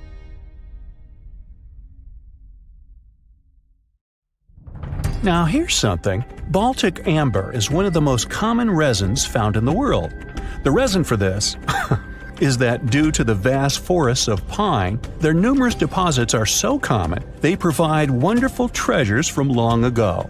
Ants are especially common in the Baltic amber, which comes from pine trees. Its resin is rich in sugar, so the ants often live amongst the trees, close to the easy source of food. One block found in East Germany has preserved one ant that is estimated to be about 48 million years old. Think of the birthday cake. But what makes this find interesting is another animal inside the amber. It's a mite, notorious hunters in the insect world, capable of traveling at great speed. These guys quickly latch onto their hosts, sucking them dry. They're also capable of destroying entire hives in one go. And within this piece of amber, the amber provides a display of their final struggle. In Southeast Asia, feathers belonging to something unique have been found from 80 million years ago. They were captured in resin during the Cretaceous period, a peak time for dinosaurs. The many feathers inside are from the coelurosaur. It looks like a dinosaur, but this animal is more related to birds. Other feathers like this have been found in resin. They belong to avian and other non-flying dinosaurs. The discoveries have helped reimagine what dinosaurs actually look like. Still, dinosaurs may have had feathers instead of being completely bald. Of course, for most of them, the feathers weren't used for flying, but they helped the dinos stay warm. However, the feathers weren't all that was found, and a part of the coelurosaur's tail is also preserved. Still, it's so small and ancient that its DNA hasn't survived to map their entire genome. The enclosed tail is also very delicate, and it can't be removed from its protective amber shell. But although these findings can only be observed, they've still provided a great insight in the evolution of birds. But how does amber preserve things so effectively, even at the initial stages? The trees produce the resin to protect any small gaps in the bark against feeding insects. Its antiseptic nature and lack of water content ensures it doesn't degrade for a long time. This also makes it more resilient as it petrifies over long periods, eventually becoming a fossil. Some of the oldest amber ever found was from the Triassic period, showing how long it can last. The pieces from Italy are about 230 million years old. And inside one of these ancient droplets holds the oldest arthropod ever recorded. This mite found inside has provided a broader understanding to their evolution. Today, they're known to mainly annoy gardeners by feeding on the petals of flowering plants. However, at the time the mite was caught, flowers didn't have any petals, and it would be without this tasty meal for another 100 million years. Now, 100 million years ago, Myanmar was part of Gondwana, the great supercontinent. At that time, Myanmar wasn't part of Asia yet. But it was still lush with a great forest, which contained many species of lizards that lived amongst the undergrowth, hiding away from dinosaurs. Many of them have been stored within amber. This fact helped discover ancestors of geckos and chameleons. By using CT scans, scientists have analyzed them, providing a glimpse into the formation of their scales, teeth, feet, and claws. It also provided an understanding of how these archaic creatures once appeared. Although mostly pieces of lizards, by using modern technology, the scientists have been able to create 3D images of the lizard. These images can reveal how those guys appeared in their full form. The images show that they still retain some of their exact features to this day, like the chameleon's sticky pads used for climbing. A salamander fossil from around 20 million years ago is one of the most intact specimens ever found in amber. Details of its final moments show that it had been attacked before getting stuck in the resin. However, what's confusing about this find from the Miocene era is that the amber was found in the Caribbean, but it came from a tree that's closer related to those from East Africa. The lizard also has ancestry from the same area. Finds like this have opened a whole new understanding about how these small lizards migrated. It's expected that they would have ridden fallen logs, which took them across the seas to new homelands, not only to the Caribbean, but to all continents except for Antarctica. Nobody goes there, it's too cold. In the Dominican Republic, you can find some of the rarest of all ambers. This Dominican amber came from neotropical forests from around 20 million years ago. Many of the trees that made the resin are now extinct. The amber is almost completely see-through and can come in an array of beautiful colors. The most common colors are red, yellow, and even blue, and are easily mistaken for gemstones. One was found with a flea caught in it, dating to when the forest was at its peak and the mammalian variety thrived. Fleas were likely common at the time, and this flea in particular had recently fed on a mammal before getting stuck. However, something more intriguing was found within the flea. While scientists checked what mammal DNA was within the flea, they found that it was carrying an ancient bacterial blight. These blights have been constant throughout Earth's history, dramatically decreasing populations of animals and plants. This now extinct blight in the amber helped scientists determine how much the bacteria have evolved and how it spread. Now, most remnants of insects inside amber aren't much more than the exoskeleton bodies. But with some found in Myanmar, they were so well preserved that even the color of the insects is still intact. Colors in nature appear in 3 different ways. The first is bioluminescence, that's produced by a chemical reaction within a living organism. The second is about pigments, where the color appears in an animal or plant tissue. The third is called structural coloration, and the production of colors here is explained by microscopic surfaces fine enough to react with the light. The rare insects in amber were found in the form of structural coloration, but only at specific wavelengths. It all explains the very intense colors rarely found. 99 million years later, these bugs can still show their vibrant colors – blue, purple, and green. Some of them appear so different in color and shape that they almost look like they're from another world. Which of course they are, a very old one. Ants have been around for about 168 million years, based on fossil evidence provided. They're well known for their social hierarchies and their hive mind system. They've dominated almost every corner of the insect world, but when these social capabilities came about have been difficult to determine. Yet, recently, amber dated from 100 million years ago has shed some light into their evolution. Several amber pieces have preserved various ant types, including the worker ants, guardian or soldier ants, and even a queen ant. Before these pieces were found, it was estimated their social nature occurred millions of years later. A piece of amber, dated 100 million years ago, helped shed light on the evolution of birds. A perfectly preserved bird that hatched preserved in amber was already equipped with its flight feathers. With the earlier physical abilities, they would be capable of moving around the nest by themselves at a very young age, and it's expected they could search for their own food almost immediately. But as birds continue to evolve and spend more time in the skies, their brain developed larger for their cognitive abilities. After hatching, their early development was then more focused on the brain, and the chicks slowly became more reliant on their parents over time. In Spain, a massive treasure trove of amber and other fossils has been found. Inside, there were remnants of an entire ecosystem that existed 110 million years ago.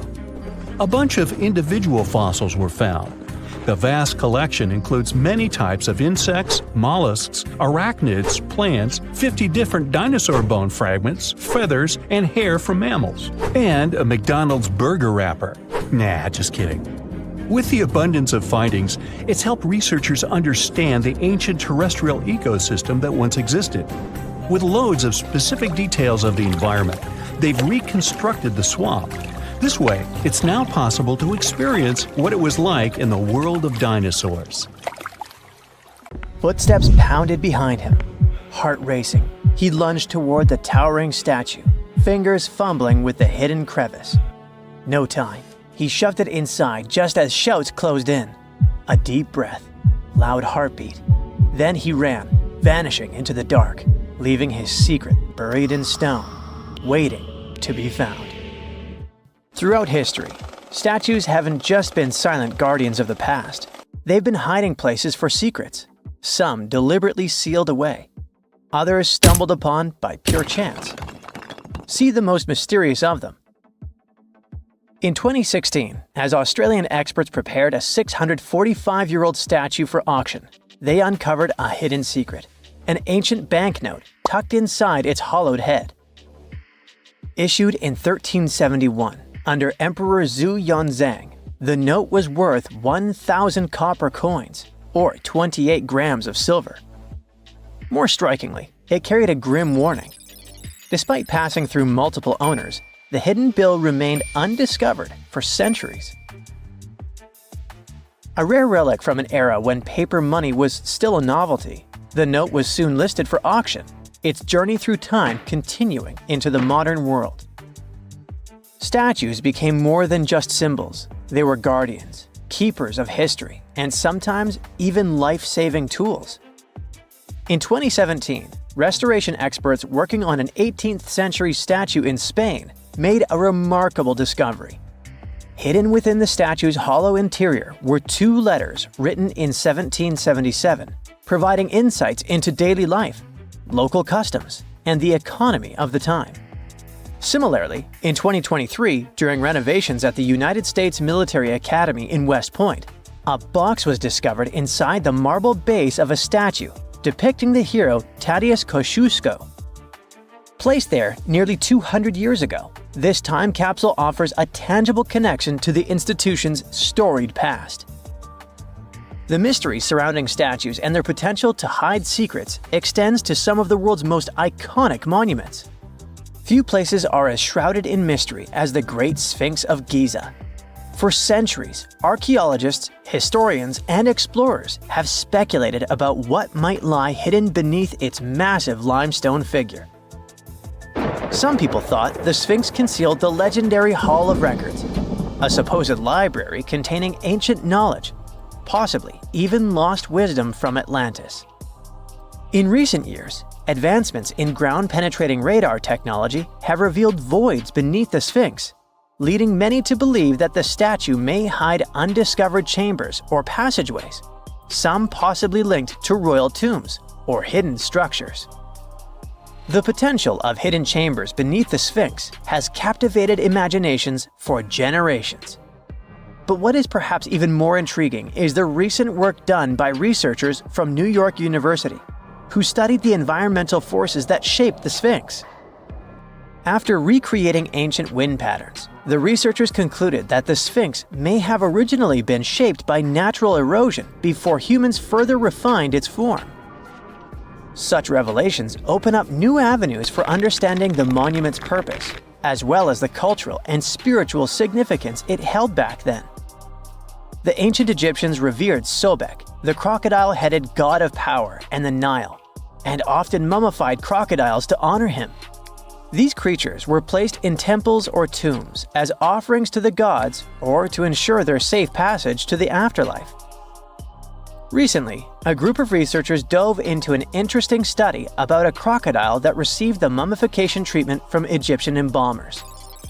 They used a CT scanner to uncover all sorts of fascinating details about how this crocodile met its maker and what happened to its body afterward. For the ancient Egyptians, animals weren't just pets, they were major players in their rituals, acting as a bridge between humans and the deities. Hawks, for example, were associated with Horus, the sun deity, since their flight brought them closer to the sun.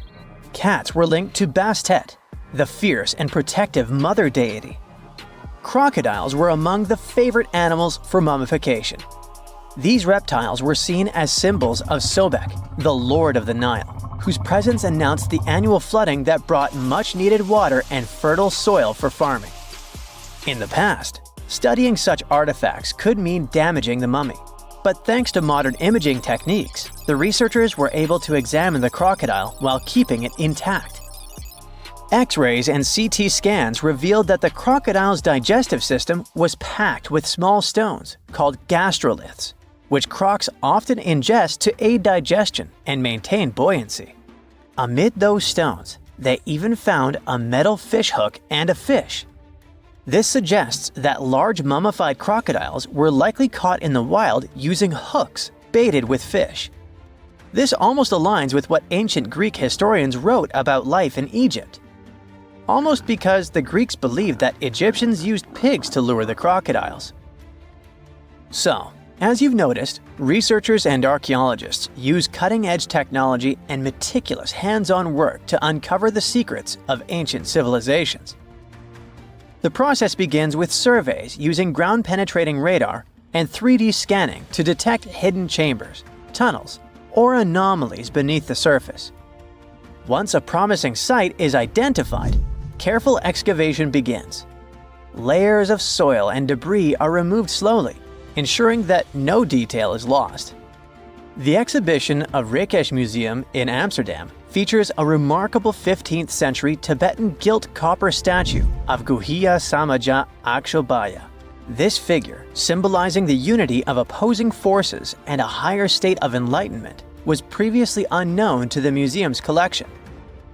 Recent examinations of this statue have revealed hidden relics and scrolls within its hollow structure, offering profound insights into the religious practices of the time.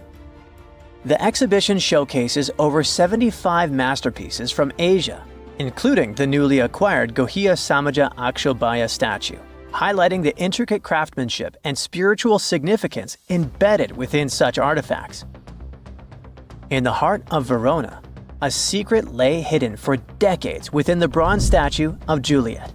Sculpted in 1969, she became a symbol of love, touched by countless visitors seeking romance and luck.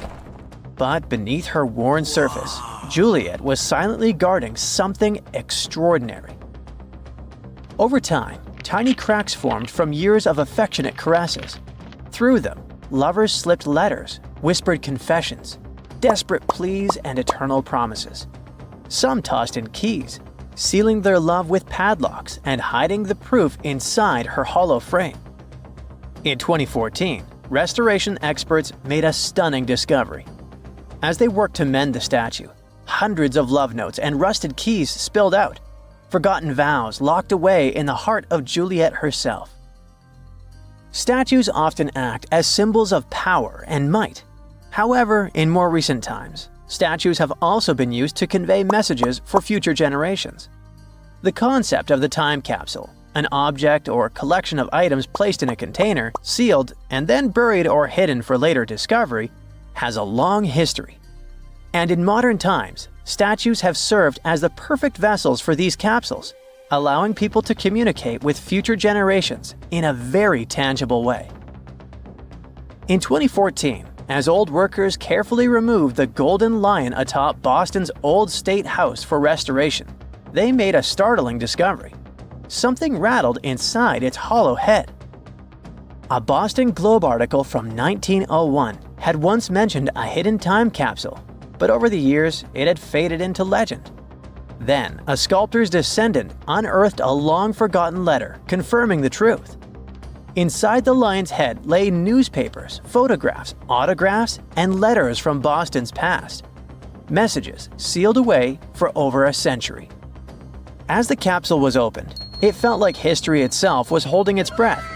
The officials planned to continue the tradition, adding modern artifacts before sealing the lion's secret once more, until the 22nd century unveils it again.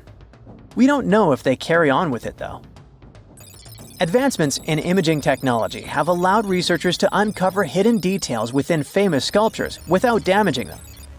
In 2014, restoration experts in Mexico made a shocking discovery while examining a 300-year-old wooden statue. Real human teeth were hidden beneath its serene face. The revelation came not by sight, but by technology. When preservationists took an X-ray of the statue, expecting to find structural details, they instead saw a perfect set of teeth embedded in the mouth.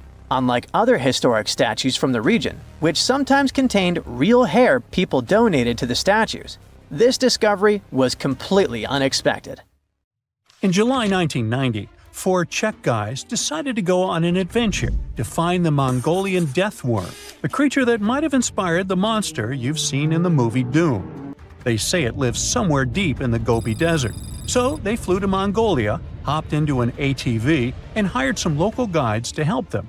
All that to meet a creature that is up to 6 feet long, can spit acid that could melt anything, and is capable of shooting electricity at those it doesn't like. Legend says that these friendly guys spend most of their days hiding underneath the sandy dunes, but they'd like to come out during the wetter months of June and July. So the timing for a spotting was simply perfect. But the crew needed to figure out how to lure the creature. Sadly for them, no one knew what the giant worm liked to eat. So they built a thumper, which is a machine that made rhythmic pounding noises. They were hoping it would call the worm out of the ground. For 2 months, they searched the vast desert, crossing dunes and rocky plains, looking for any sign of the creature. But alas, it didn't really work out. Ivan McCurley, who was the leader of the 1990 expedition, came back to Gobi Desert again. He once tried to attract the megaworm with blasts, and the second time he used a small airplane to scout the dunes. Over the years, groups from America, Britain, and New Zealand organized big expeditions to the Gobi Desert to try and find the creature. Many others came from all around the world on their own and found nothing. The people in the West first found out about the megaworm of the Gobi Desert thanks to an American paleontologist, Roy Chapman Andrews. This brave man was probably the inspiration for Indiana Jones. In 1926, he wrote about the creature in his book. At a meeting with Mongolian leaders, Andrews heard detailed descriptions of the creature, even though none of them had ever seen it themselves. One of them described it as looking like a sausage, about 2 feet long, with no head or legs. According to him, the worm was so venomous that just touching it could instantly take your life, and it lived in the loneliest parts of the Gobi Desert. Andrews didn't think the creature was real, but he shared these stories again in another book. In May 2005, 4 friends from Great Britain who search for monsters professionally decided to try their luck. They made drawings of the worm and hired local people to hand out flyers all over the Gobi Desert. These flyers offered a reward to anyone who could give information about the worm or even bring them a specimen. They thought loud sounds that other explorers tried would scare the beast away. Some told them it likes damp conditions, so they came up with a plan to block streams of water to create wet areas that would lure the worm out. Their plan didn't work because it was too hard to build dams in the desert. They ended up using small traps, but didn't find any actual proof that the worm existed. But they did meet locals who shared interesting stories about strange creatures they had seen over 70 years. Over the years, stories of the monster spread around the world. In some of them, it's only 1 foot long. In others, it's as large as a human. It's white-gray or scaly and brown, or maybe fleshy and bright red. Someone said it resembled a snake, or maybe a caterpillar, or maybe it has wings and can fly. And some believe it could be a supernatural evil being without a body. Maybe the stories are so different, and the search operations are so fruitless, because the creature doesn't even exist. Or it could be one of many cryptids. Those creatures like Bigfoot, Yeti, the Loch Ness Monster, their existence has yet to be proven. In 1983, one scientist who was visiting the region heard that an old man had managed to catch the mysterious worm. He also learned there was a nest nearby. The scientist bravely approached the hole in the sand and put his hand inside. A giant creature dragged him in, and he was never seen again. Just kidding. He actually found a Tartar sand boa inside. It's a chunky, burrowing, non-venomous snake that has small eyes and gray-brown scales. He showed it to the locals to verify if it was the monster, and supposedly all of them said yes. Most Mongolians who know about the worm still believe it's real. Now, even though people call our supposed monster a worm, it's just what it sounds like in the English translation. Many Mongol cultures have used this word for centuries to refer to any animals they thought to be really dangerous, especially snakes, even non-venomous ones. So, it doesn't have to be a literal worm after all. Worms are soft and squishy, but a creature living in the harsh Gobi Desert would need to be tougher, more like a snake or a type of lizard without legs. Neither of these creatures can shoot electricity or spit acid like they say the death worm does. But some snakes, like cobras, can spit venom that's dangerous for people. If it were real, the creature would have a backbone, and explorers searching for it would likely find some bones or evidence left behind. And there are actually fossil remains all over the Gobi Desert. Scientists found representatives of over 80 dino groups here over the last almost 100 years. It all started with the world's first dinosaur egg nests. This discovery changed all the scientists knew about dinos. It was the first proof they laid eggs. In the following 2 years, the same expedition team unearthed over 100 dinosaurs and took them to the American Museum of Natural History, where you can still see them today. Some of them were swimming around in the Cretaceous Sea that used to be here about 71 million years ago. They resembled modern birds.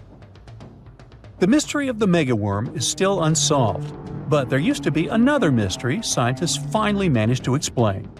Back in the 13th century, a famous traveler, Marco Polo, not the guy from the swimming pool game, crossed the Gobi Desert. He thought he could hear mysterious noises, like the sounds of musical instruments such as drums. He wrote about it in his book and believed he might be hearing the voices of restless spirits. Scientists call these noises singing sands or booming sands. Unlike the squeaky sound you might hear when walking on a sandy beach, these desert sounds are much louder, like a musical instrument playing deep, haunting notes. Over the years, people came up with all kinds of ideas about what caused the sounds, like underground water or winds making the sand vibrate. Not all dunes can do this, and scientists wanted to figure out why. Sometimes the winds might cause a small avalanche on the side of a dune, and then you can hear the magical sound start. But this is rare. So, to study it, scientists had to help the dunes sing. They climbed to the top of a dune and slid down on their backs, using their hands and feet to push sand down. As the sand tumbled, the sound started softly and got louder. They could even feel the vibrations with their hands. So they found out that for a dune to sing, a few special things need to happen. The grains of sand must be the right shape. The dune has to be big, and the sand must be very dry, so no singing after it rains. Inside the dune, there's a hard layer of packed sand that acts like a giant speaker. This layer bounces the sound waves back and forth, makes the noise louder and louder, and creates a haunting melody that can fill the desert air. In other words, the dunes can play tunes. Yeah, sorry, I couldn't help myself with that one. Something exciting and kinda unexpected popped out among the rocks of the Ica Valley in Peru. The bones of a really old whale that lived almost 40 million years ago.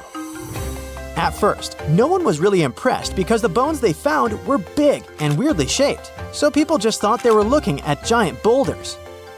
I mean, that's cool too, but things got way better when they realized those were the remains of a very large ancient animal that roamed along the coast of ancient Peru. Plus, it was probably the heaviest creature that ever lived. Sorry, blue whale, I know you worked hard to get to the top. The length of over 100 feet and weight of more than 200 tons brought you the status of the biggest animal on our planet. But it seems you've held the title long enough. Time to hand it over to our next candidate, and that one's really gigantic. This ocean beast was probably shorter than the blue whale, but heavier, with a weight that could be between 93 tons and 370 tons. If it's closer to the higher number, it'll make Perseus the biggest animal ever known to have lived on Earth. And it seems its weight was the result of having extremely thick, dense bones. You can see such bones today in manatees or some other early whales. Dense bones are a great tool for such marine mammals. This feature makes them heavy and allows them to stay submerged most of the time. But at the same time, if their body was too heavy, they would end up sinking all the time, and they would waste too much energy to move back up to the surface. So, to avoid sinking, marine mammals need to have enough lighter tissues, like muscles and fat, to help them float in the water without using too much energy. Now, scientists didn't have the whole skeleton, which makes it hard to tell how big the animal was. But they used the ratio of the heavy bones to the lighter tissues in other marine mammals to estimate the overall weight of this giant ancient whale. Experts found these fossils about 13 years ago and spent the next decade freeing the whale from the rock.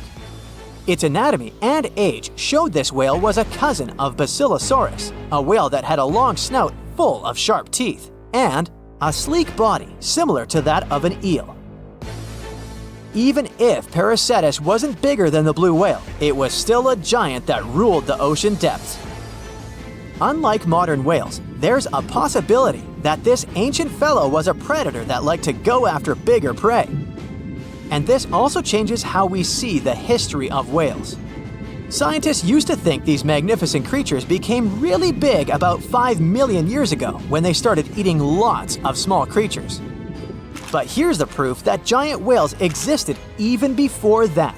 But it's still unclear how this whale managed to find enough food to sustain its enormous body. Plus, it's still hard to tell what exactly this ancient creature had on its menu. It was pretty large and not such a fast swimmer, so it's possible it searched for food in shallow waters. Then it probably ate crustaceans, clams, or some other small animals hiding in the sand. One theory says it was a scavenger, which basically means it munched on remains of everything that would come its way. It's not so unusual to find marine animals in deserts. Many of these regions used to be covered with water anyway. The Sahara in Africa is a perfect example. About 50 to 100 million years ago, this was not a dry desert, but a shallow saltwater body called the Trans-Saharan Seaway. The land is not wet there anymore, of course, but people who lived in that area knew about it because they used to find old shells across the desert. The sea was about 164 feet deep. That sounds enough for a nice swim. Some would say this area looked like modern Puerto Rico, with lots of sun and shallow water. Mangrove forests were a common thing, as well as seafloors covered with mollusks, like snails and clams. The marine sediment that was left behind after the sea had dried up is full of different fossils. And the animal that lived in that ancient underwater world didn't look friendly. Plus, they were much bigger than their relatives from modern times, so a regular-sized human would end up as a snack, not even a whole meal. Normally, when animals live on small islands, they can become much bigger than their relatives from the mainland. This is something we call island gigantism, and it happens because there are more resources or fewer predators on islands. Maybe the same thing happened in the Trans-Saharan Seaway. Even though it wasn't an actual island, the water moved in and out, which created little pockets of water. And specific conditions in these pockets might have helped animals grow bigger. So we're talking about giant sea snakes, catfish, and fish that no longer exist today. One had incredibly strong jaws, and the animal used them to eat hard things and even crush shells. Their teeth showed they were fierce predators other animals had every reason to be afraid of. They went through some changes when it came to diet, similar to some types of piranhas. And the competition to get to the top of the food chain wasn't a joke. Not when there were also such large predators as sharks, crocodiles, and ancient relatives of elephants. Sahara went through different phases. If you could use a time machine and take a peek at Earth's largest hot desert as it was about 6,000 years ago, you wouldn't have to struggle with sand and heat. You'd have a nice walk through a green and pretty lush place. In the past, people who lived in that area didn't leave drawings on cave walls that showed camels, sand dunes, and scorpions. All those things you'd see in today's Sahara. Instead, they drew crocodiles. That's additional evidence that the Sahara used to have a lot of water and plants, enough to support these big yet scary animals. Around 3 billion years ago, Earth might have been mostly covered with water. Today, it's about 71% of its surface, but it seems that our planet used to be a giant ocean world with no continents at all, just some scattered islands. Scientists studied special rocks in Western Australia that formed in a place deep under the ocean called a hydrothermal vent system. To explain this better, it's important to mention two common oxygen types, O16 and O18. O18 is heavier because it has extra neutrons. O16 evaporates from water more easily, and as researchers studied an old ocean floor, they found a lot of O18, more than in today's oceans. This way, they realized ancient Earth had less dry land than Earth today. Australia is a good spot to conduct these studies because a long time ago, it also used to be a beautiful place with large animals and lush rainforests. But as time went by, the land became drier and Australia had more deserts formed, such as the Great Victoria Desert. Rainforest remained only on the edges of the continent. What happens with deserts across the globe is called desertification. That's when land that used to be good for growing things turns into a desert or something similar. Our planet changes over time, together with its climate. But desertification also happens because of human activities, like mining, farming, and building cities. And when land turns into a desert, it's a problem because it can't support people and animals anymore. Food doesn't grow there. There's not enough clean water, and animals lose their homes. To help with this problem, there's a plan many countries agreed to. They decided to work with farmers to take care of the land, fix damaged areas, and manage water better. All in all, to make our planet a better place for life. So, there's a mysterious doorway in the middle of Antarctica.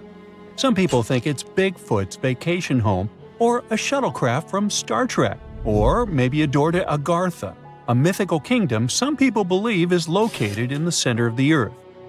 Well, the scientists debunked all these poetic theories and explained that what looks like a mysterious doorway is located in an area of fast sea ice. It's offshore of the coast and is full of little islands with shallow water around them. When ice flows around hard rocks hidden underneath, it can create patterns that look odd but are totally normal. In this spot, the ice is thin, so the rocks underneath have a big effect on how the ice moves. The cold winds in Antarctica also shape the ice and snow and make it look like they're lines and shapes. So, the mysterious doorway is just a rocky ridge poking out because the ice has melted a little. The top of the doorway is the tip of the rock, and the sides are snowy trails left by strong winds blowing in the same direction. It's essentially an iceberg that got stranded and is melting in one place. One YouTuber found another out-of-place mysterious object more than 150 miles off the shore of Antarctica, a 400-foot-long ice ship.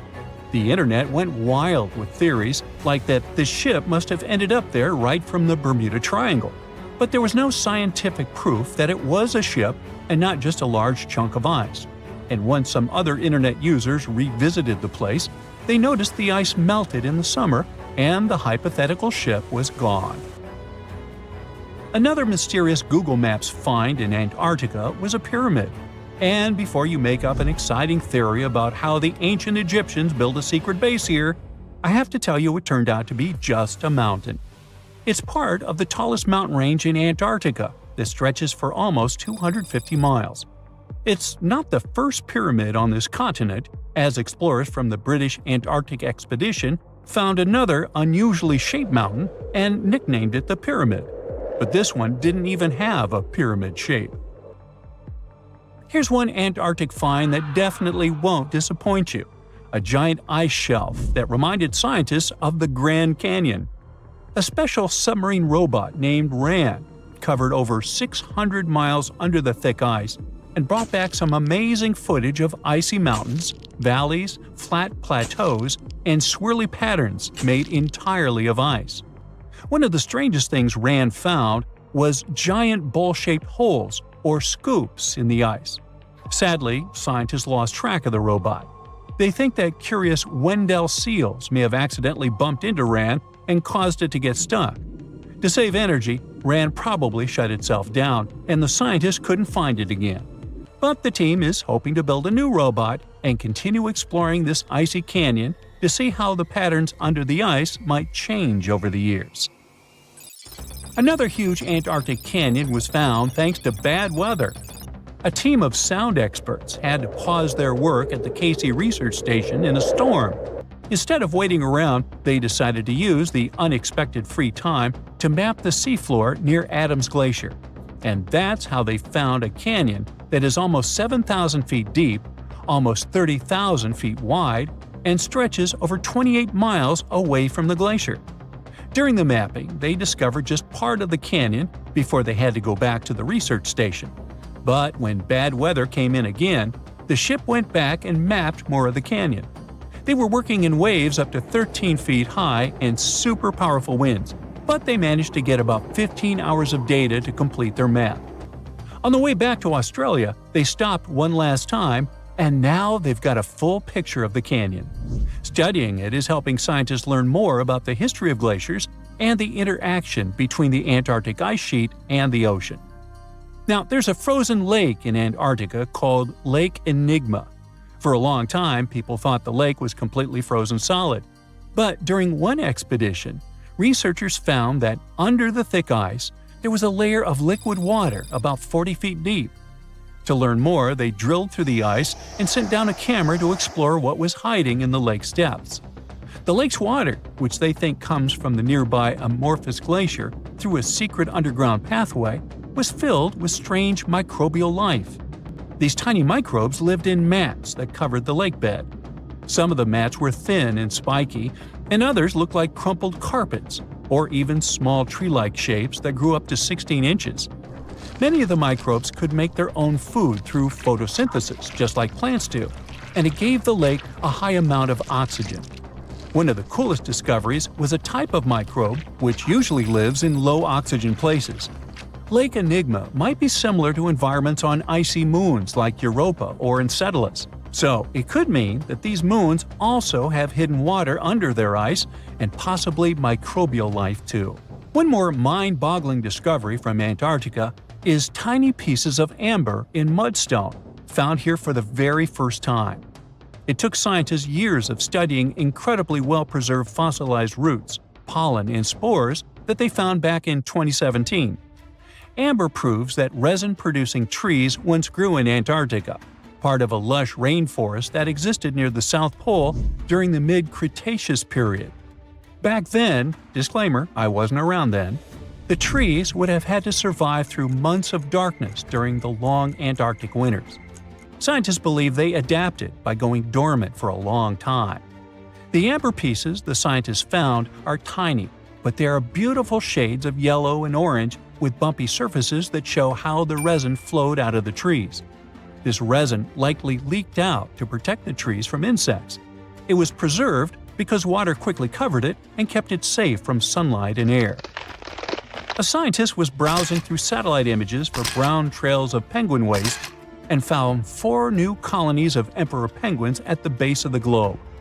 These new colonies likely have been around for years, though 3 of them are rather small, with fewer than 1,000 breeding penguins each. One of the new colonies was found close to a place called the Lazarev Ice Shelf, where there used to be a larger penguin colony. They thought this colony went extinct in 2019, but it seems the penguins have just moved a bit because of changing sea ice conditions. So studying them can help us learn more about how emperor penguins adapt to changes in the environment. Now, there used to be a giant river system in Antarctica 40 million years ago. Researchers found proof of it after studying soft sediments and hard rocks from the frozen seabed. They looked at tiny bits of radioactive elements, like uranium and lead, and learned that the deeper dirt came from the time of dinosaurs. The dirt closer to the surface was younger and had an interesting pattern, like the kind you see in river deltas today, such as in the Mississippi River or Rio Grande. Scientists found tiny signs of life in the sand. The river that once flowed here started in the Trans-Antarctic Mountains and traveled 930 miles before it reached the sea. Researchers kept studying newer layers of dirt from about 20 million years ago. They hope this will help them predict what the Earth's weather patterns might be like in the future. There are entire communities of unusual tiny organisms that live in lagoons in Patagonia, and they are some of the first forms of life ever. No one had known about them until 2 scientists, Brian and Maria, went to explore certain areas in Patagonia. Now, Patagonia occupies nearly half of Argentina, and few people live there, only some farmers and sheep ranchers that mostly stay near rivers and grow things such as apples, pears, and alfalfa. A long time ago, it was a wild and distant place where Indian tribes lived. But this time, we're going to follow the tracks of life forms that appeared long before humans and look closer at these interesting microorganisms Brian and Maria found. Those 2 had to drive for 9 hours on some rough roads to reach their destination. They stayed in a small village. Only 35 people live there. These people depend on just one spring because it almost never rains there. On the last night in the village, Brian realized that satellite images he had taken had shown a set of lagoons that were only 10 miles away. The next day, the small team jumped into a car and went up the road as far as they could until it became too difficult to drive. They continued hiking the rest of the way. It was hard because they had to carry water to deal with the intense sunlight. In some spots, they ended up sinking up to their knees in a slush made of salt. Up there were 12 lagoons with perfectly clear waters. The place itself didn't offer much except for very acidic and salty water and intense direct sunlight. But it was kind of like traveling back in time, because those conditions were like what Earth looked like many, many years ago. When Brian examined the lagoons, he was surprised to see many unusual microorganisms there. We call them stromatolites, and they're so small we can't even see them without a microscope. but they get together and form large communities. In the past, many unusual species lived this way. For example, cyanobacteria. They were important back in their time because they produced oxygen. Earth, in its initial stages, didn't have much of this gas in its atmosphere. The first stromatolites might have been formed by diverse types of bacteria that didn't necessarily produce any oxygen, but were just living their peaceful life there. They formed layers, piling on top of one another, so that at least some of them could get a bit of sunlight. They used sand and sticky liquids to stay close together. Brian was also incredibly surprised because those were the biggest living stromatolites he had ever seen. Living stromatolites usually grow to be over 3.3 feet high, but the newly found ones were 15 feet wide and a few feet tall, which is giant compared to those living in other places. And fossilized ones were even larger. A long time ago, they could grow bigger than today because there weren't many other species that could eat or harm them. Also, there are many other organisms today that can grow faster and more massive than them and take up their space. That's why stromatolites can only survive in rare places where hardly anything else can live, like in these very salty lagoons located high above sea level in Punta de Atacama. The stromatolites found there are the most famous ones because they might be some of the best examples of the earliest life on our planet. But they're not actually the first form of life on Earth. The oldest of their fossils are 3.5 billion years old, while some other evidence we have tells us that life on our planet appeared around 4.1 billion years ago. Maybe some stromatolites lived back then as well. But Earth has changed a lot since then, and the places where they might have lived haven't survived. Now, all this may not seem like a lot at first glance, because no one has found an exotic and weird beast our world has never seen. But these are notable examples of what searching for life somewhere else in the universe might look like. Scientists who are interested in studying Mars often come to this place, since it might be similar to what the red planet looked like an exceptionally long time ago. If there were fossils hidden in the ancient rocks on Mars, they might look like these stromatolites. Another faraway land has revealed some of its secrets. It's Antarctica, with an ancient lost world found under its ice. Antarctica hasn't always been this frosty, isolated land of snow and ice sheets. Once it used to be part of the Gondwana supercontinent, together with what is now South America, Africa, Australia, the Arabian Peninsula, and the Indian subcontinent. But at some point, it split off and went to build a life on its own. It formed as other landmasses started to move away, which created its coastline. But Antarctica was different in many other ways back then too. It used to be a land covered in magnificent forests and rivers full of life. Scientists use radar and satellites to explore a mysterious world hidden under the ice there. This ancient land, which is close to the Indian Ocean, is as big as the U.S. state of Maryland or Belgium. It's more than 14 million years old. Some studies say that this area formed over 34 million years ago, which was way before Antarctica got into its deep freeze. At first, temperatures there were higher, possibly like the weather in Patagonia or the cold, temperate rainforests of Tasmania, New Zealand, or maybe even more tropical than that. But as the climate became cooler, small glaciers started forming on hills close to the rivers. Valleys sunk deeper because of all that ice covering them. And then, temperatures dropped even lower, and a giant layer of ice covered the entire continent, hiding those old glaciers. Rivers shaped this lost world a long time ago, way before it ended up covered in ice that's almost 2 miles thick in some spots. Scientific studies of this area showed that those landscapes had been full of highlands and mountains. The ice that formed over Antarctica made the whole area very cold, so the landscape couldn't erode anymore. This means everything has remained basically the same and untouched under the ice for millions and millions of years. What's interesting is that we know less about this land hidden under the ice than about the surface of Mars.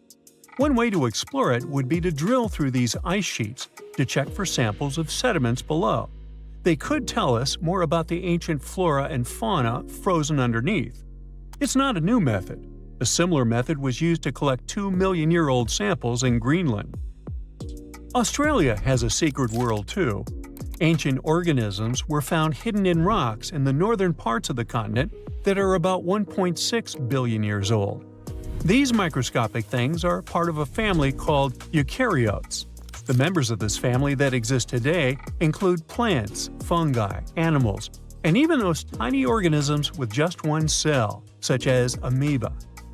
All living things with nuclei in their cells, including us, can trace their family tree back to one of the oldest members of this family. That one is called the last eukaryotic common ancestor, and it lived more than 1.2 billion years ago. Those ancient organisms were more complex and bigger than bacteria. Maybe they were the first predators on Earth, hunting bacteria. Recently, mysterious oceans have yielded quite a few lost treasures. No, we're not talking about gold or pearls. It's something far more valuable. Near Sicily, divers found a 2,500-year-old shipwreck hidden just 20 feet below the surface.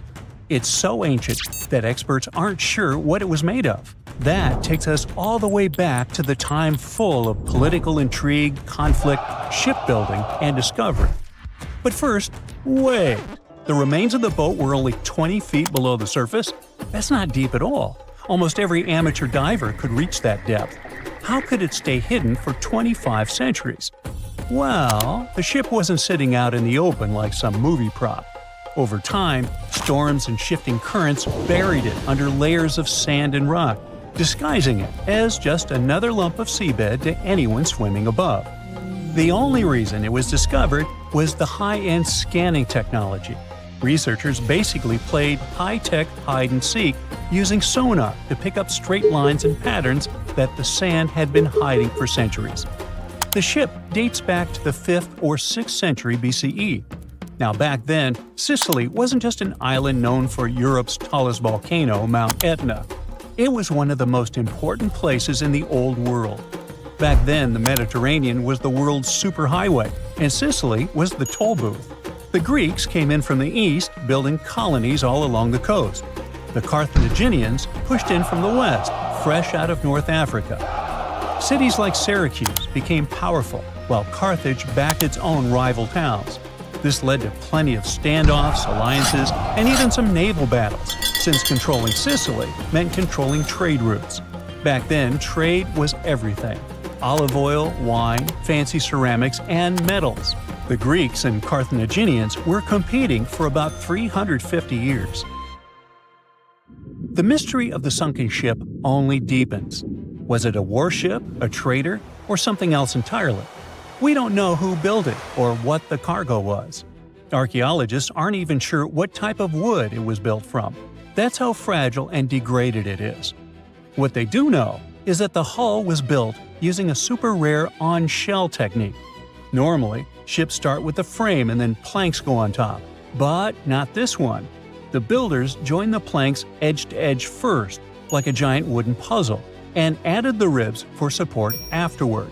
This method was only used for a short period in Greek shipbuilding, which makes the Sicily wreck an incredibly rare glimpse into some cool naval experimentation, which might also point to the ship's origin.